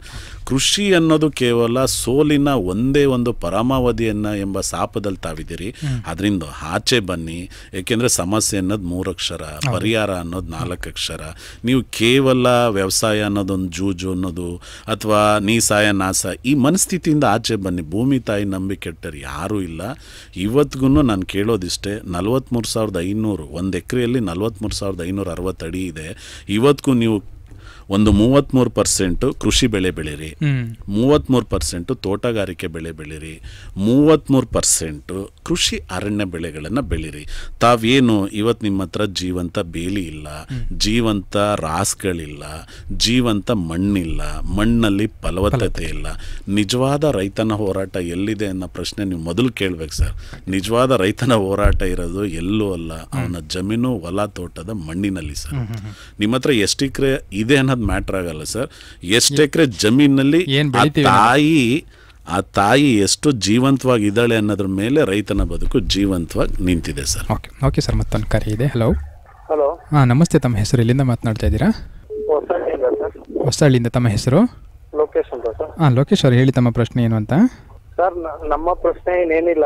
ಈ ತರ ಜನಪರ ಕಾರ್ಯಕ್ರಮನ ಯಾವುದೇ ರೈತ ಮುಖಂಡರು ಇಲ್ಲಿ ತನಕ ಯಾರು ಮಾಡಿಲ್ಲ. ಕೋಟೆ ತಾಲೂಕು, ಸರಗೂರು ತಾಲೂಕು, ನಂಜನಗೂಡು ಮತ್ತೆ ಎಲ್ಲಾ ತಾಲೂಕುಗಳಲ್ಲಿ ಚಂದನಗೌಡರು ಈ ರೀತಿ ಸಮಾಜ ಪರ ಕೆಲಸಗಳನ್ನ ಮಾಡ್ತಾ ಇರೋದು ಎಲ್ಲಾ ರೈತರಿಗೂ ತುಂಬಾ ಒಳ್ಳೆ ಒಪಿನಿಯನ್ ಉದ್ಯಮಿ ಏನಿದೆ ಒಳ್ಳೆ ಕೆಲಸ ಮಾಡ್ತಾ ಇದ್ದಾರೆ. ತುಂಬಾ ಒಂಥರ ಎಲ್ರಿಗೂ ಒಂಥರ ಒಪ್ಪಿಗೆ ಇದೆ ಸರ್, ಚೆನ್ನಾಗಿ ಕೆಲಸ ಮಾಡ್ತಾ ಇದೆ. ಈ ರೀತಿ ಕೆಲಸಗಳನ್ನ ಯಾವುದೇ ಮುಖಂಡ ಮಾಡಿಲ್ಲ.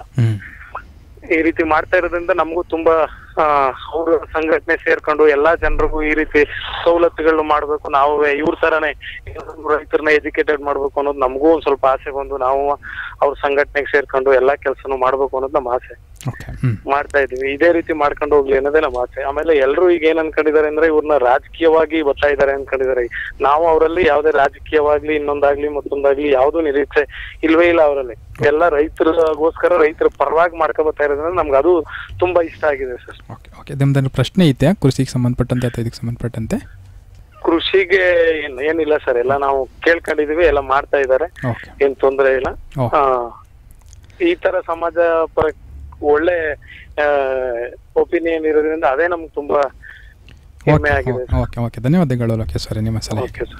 ಓಕೆ ಸರ್, ಈಗ ತಾವು ಮಾತನಾಡ್ತಾ ಹೇಳ್ತಾ ಇದ್ರಿ, ಈಗ ರೈತನಾಗಿ ಇರೋ ಬದಲು ಒಬ್ಬ ಉದ್ಯಮಿಯಾಗಿ ಸೃಷ್ಟಿಯಾಗ್ತಕ್ಕಂಥದ್ದು ಕೂಡ ಬಹಳ ಮುಖ್ಯ ಅಂತ.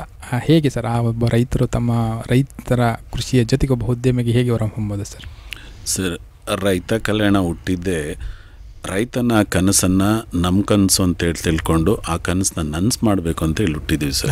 ಸರ್, ನಾನು ರೈತ ಅಲ್ಲ, ನಾನು ಮೊದಲನೇದಾಗಿ ಎಲ್ಲ ಸಭೆ ಸಮಾರಂಭಗಳಲ್ಲಿ ಹೇಳ್ತಾ ಬರ್ತಿದ್ದೀನಿ, ನಮ್ಮ ಫಾದರ್ ಕೂಡ ರೈತರಲ್ಲ, ನಾನಂತೂ ರೈತ ಅಲ್ವೇ ಇಲ್ಲ ಸರ್, ನಾನೊಬ್ಬ ಉದ್ಯಮಿ.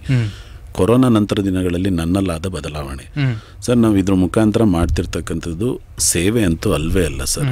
ಈ ದೇಶದ ಒಬ್ಬ ಸಾಮಾನ್ಯ ಪ್ರಜೆಯಾಗಿ ಇದು ನನ್ನ ಕರ್ತವ್ಯ ಮತ್ತು ಜವಾಬ್ದಾರಿ ಅಂತ ತಿಳಿದು ನಾನು ಮಾಡ್ತಿದ್ದೀನಿ. ಇದಕ್ಕೆ ಸಾಕ್ಷಿ ಇದೆ ಸರ್.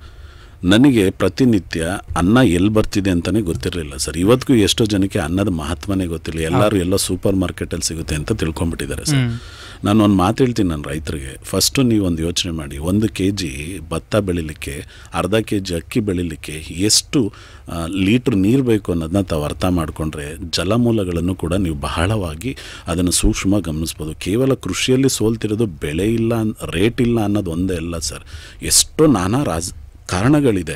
ಬಹುಶಃ ನಾವು ಯಾಕೆ ಈ ಕ್ಷೇತ್ರವನ್ನು ಆಯ್ಕೆ ಮಾಡ್ಕೊಂಡ್ವಿ ಅಂದರೆ, ಪ್ರತಿದಿನ ನಾನು 3 ಹೊತ್ತು ಅನ್ನ ತಿಂತಿದ್ದೀನಿ, ತಿಂಗಳಿಗೆ 90 ಹೊತ್ತು ತಿಂತಾ ಇದ್ದೀನಿ, ವರ್ಷಕ್ಕೆ 1080 ಹೊತ್ತು ತಿಂತಾ ಇದ್ದೀನಿ ಸರ್. ಭಾಗಶಃ ನಾನು ಇವತ್ತು 44 ವರ್ಷ ಬದುಕಿದ್ದೀನಿ ಅಂದರೆ ನಾನು ಮೇ ಬಿ 49,000ಕ್ಕಿಂತ ಜಾಸ್ತಿ ಹೊತ್ತು ಅನ್ನವನ್ನು ತಿಂದಿದ್ದೀನಿ. ನನಗೆ ಅನ್ನ ಕೊಟ್ಟ, ನನಗೆ ಜೀವ ಚೈತನ್ಯ ಕೊಟ್ಟ ಆ ಅನ್ನದಾತನ ಋಣ ತೀರಿಸುವ ಸಲುವಾಗಿ ಈ ಪುಣ್ಯಭೂಮಿ ಕರ್ಮಭೂಮಿಯಲ್ಲಿ ನಾನು ಹುಟ್ಟಿದ್ದೀನಿ. ತಾಯಿ ಋಣ ಜೊತೆಗೆ ಈ ಮಣ್ಣಿನ ಋಣ ತೀರಿಸಬೇಕು ಅಂತೇಳಿ ನಾವು ಈ ಕ್ಷೇತ್ರಕ್ಕೆ ಬಂದು ಕಾರ್ಯನಿರ್ವಹಿಸ್ತಾ ಇದ್ದೀವಿ ಸರ್. ನಿಜಕ್ಕೂ ನನ್ನ ಕನಸು ಕೂಡ ಒಂದೇ, ಕೃಷಿ ಉದ್ದಿಮೆ ಆಗಬೇಕು, ರೈತ ಉದ್ಯಮಿದಾರ ಆಗಬೇಕು ಸರ್.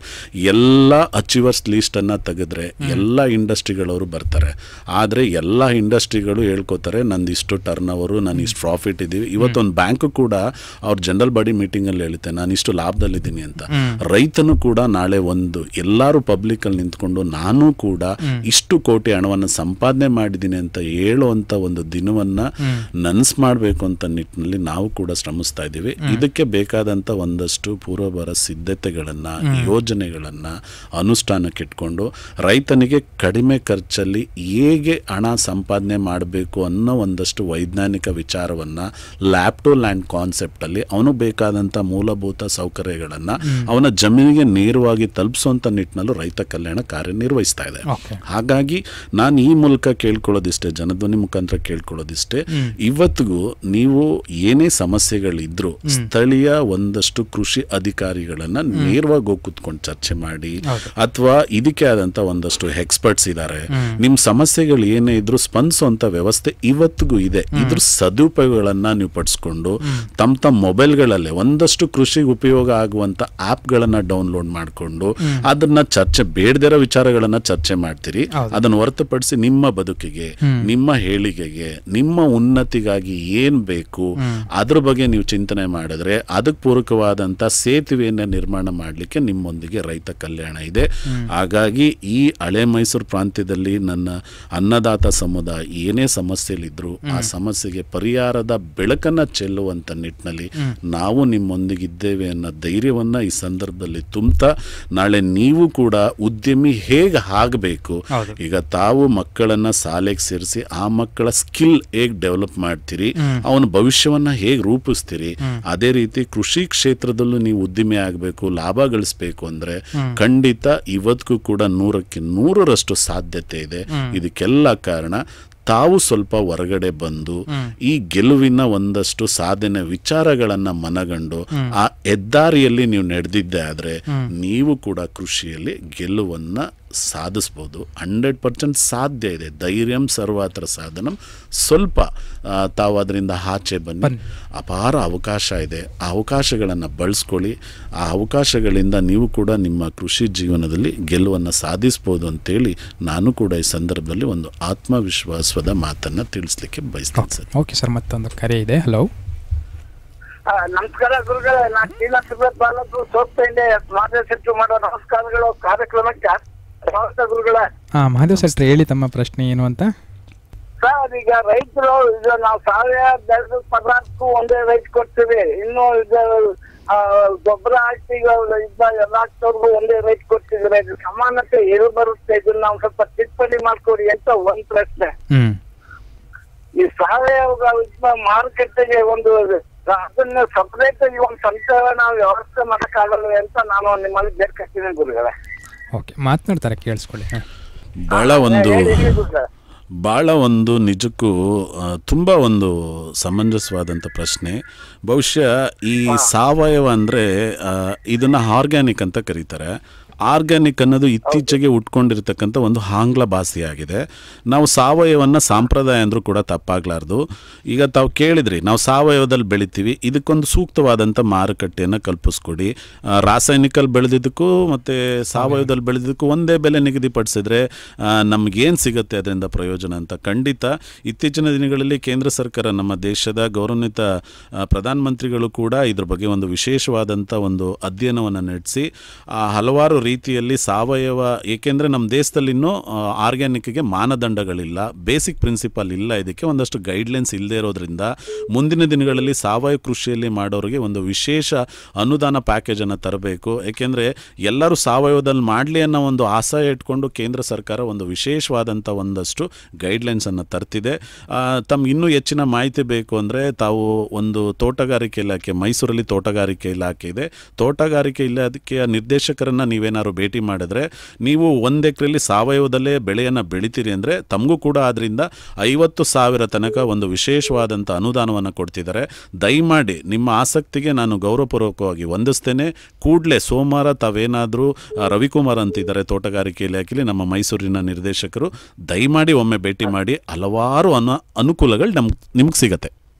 ಓಕೆ, ಒಳ್ಳೆ ಮಾಹಿತಿ ಗುರುಗಳೇ. ಈಗ ನಾವು ರೈತರು GST ಕಟ್ಟಬೇಕಾ ಗುರುಗಳೇ ಮಾರಾಟ ಮಾಡಿದ್ರೆ? ಭಾಳ ದುರಂತ ತುಂಬ ನೋಡಿ. ಅದಕ್ಕೆ ಹೇಳಬೇಕು, ನಮ್ಮ ರೈತರು ಎಜುಕೇಟೆಡ್ ಆಗಿಬಿಟ್ರೆ ರೈತರನ್ನ ಸೋಲಿಸ್ಲಿಕ್ಕೆ, ರೈತರನ್ನ ಕಡೆಗಣಿಸ್ಲಿಕ್ಕೆ ಯಾರ ಕೈಲೂ ಸಾಧ್ಯ ಇಲ್ಲ. ನೋಡಿ, ನಿಮಗೆ ಬೆಲೆನೇ ಕೊಡಲ್ಲ ಅಂದಮೇಲೆ ನೀವ್ಯಾಕೆ GST ಕಟ್ಟಬೇಕು? ಇದು ನಿಜಕ್ಕೂ ಒಳ್ಳೆ ಪ್ರಶ್ನೆ. ನಾನೊಂದು ಮಾತು ಹೇಳ್ತೀನಿ, ತಾವು GST ಕಟ್ಟೋ ಅವಶ್ಯಕತೆ ಇಲ್ಲ. ನಮ್ಮ ದೇಶದಲ್ಲಿ ಎಲ್ಲದಕ್ಕೂ ಟ್ಯಾಕ್ಸ್ ಇದೆ, ನೇರ ಇದೆ, ಪ್ರತ್ಯಕ್ಷ ಪರೋಕ್ಷ ಎಲ್ಲ ಟ್ಯಾಕ್ಸ್ಗಳು ಇದೆ. ಆದರೆ ಕೃಷಿ ಆದಾಯಕ್ಕೆ ಮಾತ್ರ ಟ್ಯಾಕ್ಸ್ ಇಲ್ಲ. ಹಾಗಾಗಿ ನೀವೇನು GST ಕಟ್ತಿದ್ದೀರಾ, ಫಾರ್ ಎಕ್ಸಾಂಪಲ್ ಯಾವುದಾದ್ರು ನೀವು ನಿಮಗೆ ಬೇಕಾದಂಥ ಗೊಬ್ಬರಗಳು ಅಥವಾ ಬೀಜಗಳನ್ನು ತಗೊಳ್ಬೇಕಾದ್ರೆ ಫಸ್ಟು ನೀವು ಅದನ್ನು ಅಲ್ಲಿ ಎಜುಕೇಟೆಡ್ ಆಗಿ, ಈಗ ಕೆಲವಿದೆ, ನೀವು ಸಾವಯವ ಅಂತೇಳಿದ್ರೆ ಸಾವಯವಕ್ಕೆ ಕೇವಲ 5% ಮಾತ್ರ GST ಇದೆ. ನೀವೇನಾದರೂ ರಾಸಾಯನಿಕ ಪದಾರ್ಥಗಳನ್ನು ಖರೀದಿ ಮಾಡ್ತೀನಿ ಅಂದರೆ 24%ವರೆಗೂ GST ಇದೆ. ಮೊದಲು ನೀವು ಖರೀದಿ ಮಾಡೋ ಉತ್ಪನ್ನಗಳು ರೆಡ್ಡಾ, ಯೆಲ್ಲೋನಾ, ಗ್ರೀನಾ, ಏಕೆಂದರೆ ಸಾಕಷ್ಟು ಕಡಿವಾಣ ತರ್ತಿದೆ. ಈಗ ಕೀಟನಾಶಕಗಳನ್ನು ಬಳಸಬಾರ್ದು ಅಂತೇಳಿ ಕಾನೂನು ಇವಾಗ ಬರ್ತಾ ಇದೆ. ಹಾಗಾಗಿ ಇವತ್ತು ಮನುಷ್ಯನ ಆರೋಗ್ಯನ ಹಾಳು ಮಾಡಲಿಕ್ಕೆ, ನಮ್ಮೆಲ್ಲರ ನೆಮ್ಮದಿ, ಪ್ರಕೃತಿ, ಜಾಗತಿಕ ತಾಪವನ್ನು ಹಾಳು ಮಾಡ್ತಿರೋದೇ ನಾವು ಬೆಳೆಯ ರಾಸಾಯನಿಕ ಗೊಬ್ಬರಗಳಿಂದ.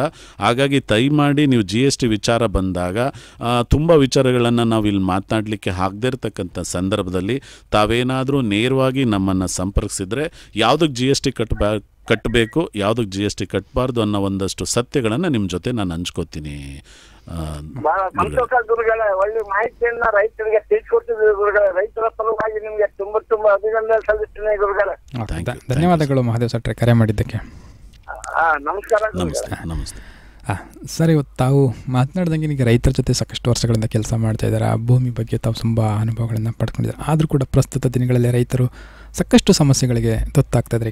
ಕಾಡು ಪ್ರಾಣಿಗಳ ಹಾವಳಿ ಇರ್ಬೋದು, ಅಥವಾ ತಾವು ಬೆಳೆದಂಥ ಬೆಳೆಗಳನ್ನು ರಕ್ಷಿಸ್ಕೊಳ್ಳದೆ ಇರ್ತಕ್ಕಂಥದ್ದು ಇರ್ಬೋದು, ಮತ್ತು ಇನ್ನಿತರ ಸಮಸ್ಯೆಗಳಿಂದನೂ ಕೂಡ ಬಳಲ್ತಾ ಸರ್. ಹಾಗಾಗಿ ತಮ್ಮ ಒಂದು ಅನುಭವದ ಪ್ರಕಾರ ಪ್ರಮುಖವಾಗಿ ರೈತರು ಎದುರಿಸ್ತಿರ್ತಕ್ಕಂಥ ಒಂದು ಸಮಸ್ಯೆಗಳಿರ್ಬೋದು ಮತ್ತು ಆ ಸಮಸ್ಯೆಗಳಿಗೆ ಪರಿಹಾರಗಳೇನು ಸರ್? ಸರ್, ನಾನು ಆಗಲೇ ನಿಮ್ಗೆ ಹೇಳ್ದಂಗೆ ಸಮಸ್ಯೆ ಅನ್ನೋದು ಕೇವಲ 3 ಅಕ್ಷರ, ಪರಿಹಾರ ಅನ್ನೋದು 4 ಅಕ್ಷರ. ದೊಡ್ಡದು ಯಾವುದು ಅಂತ ನೀವೇ ನಿರ್ಧರಿಸಿ.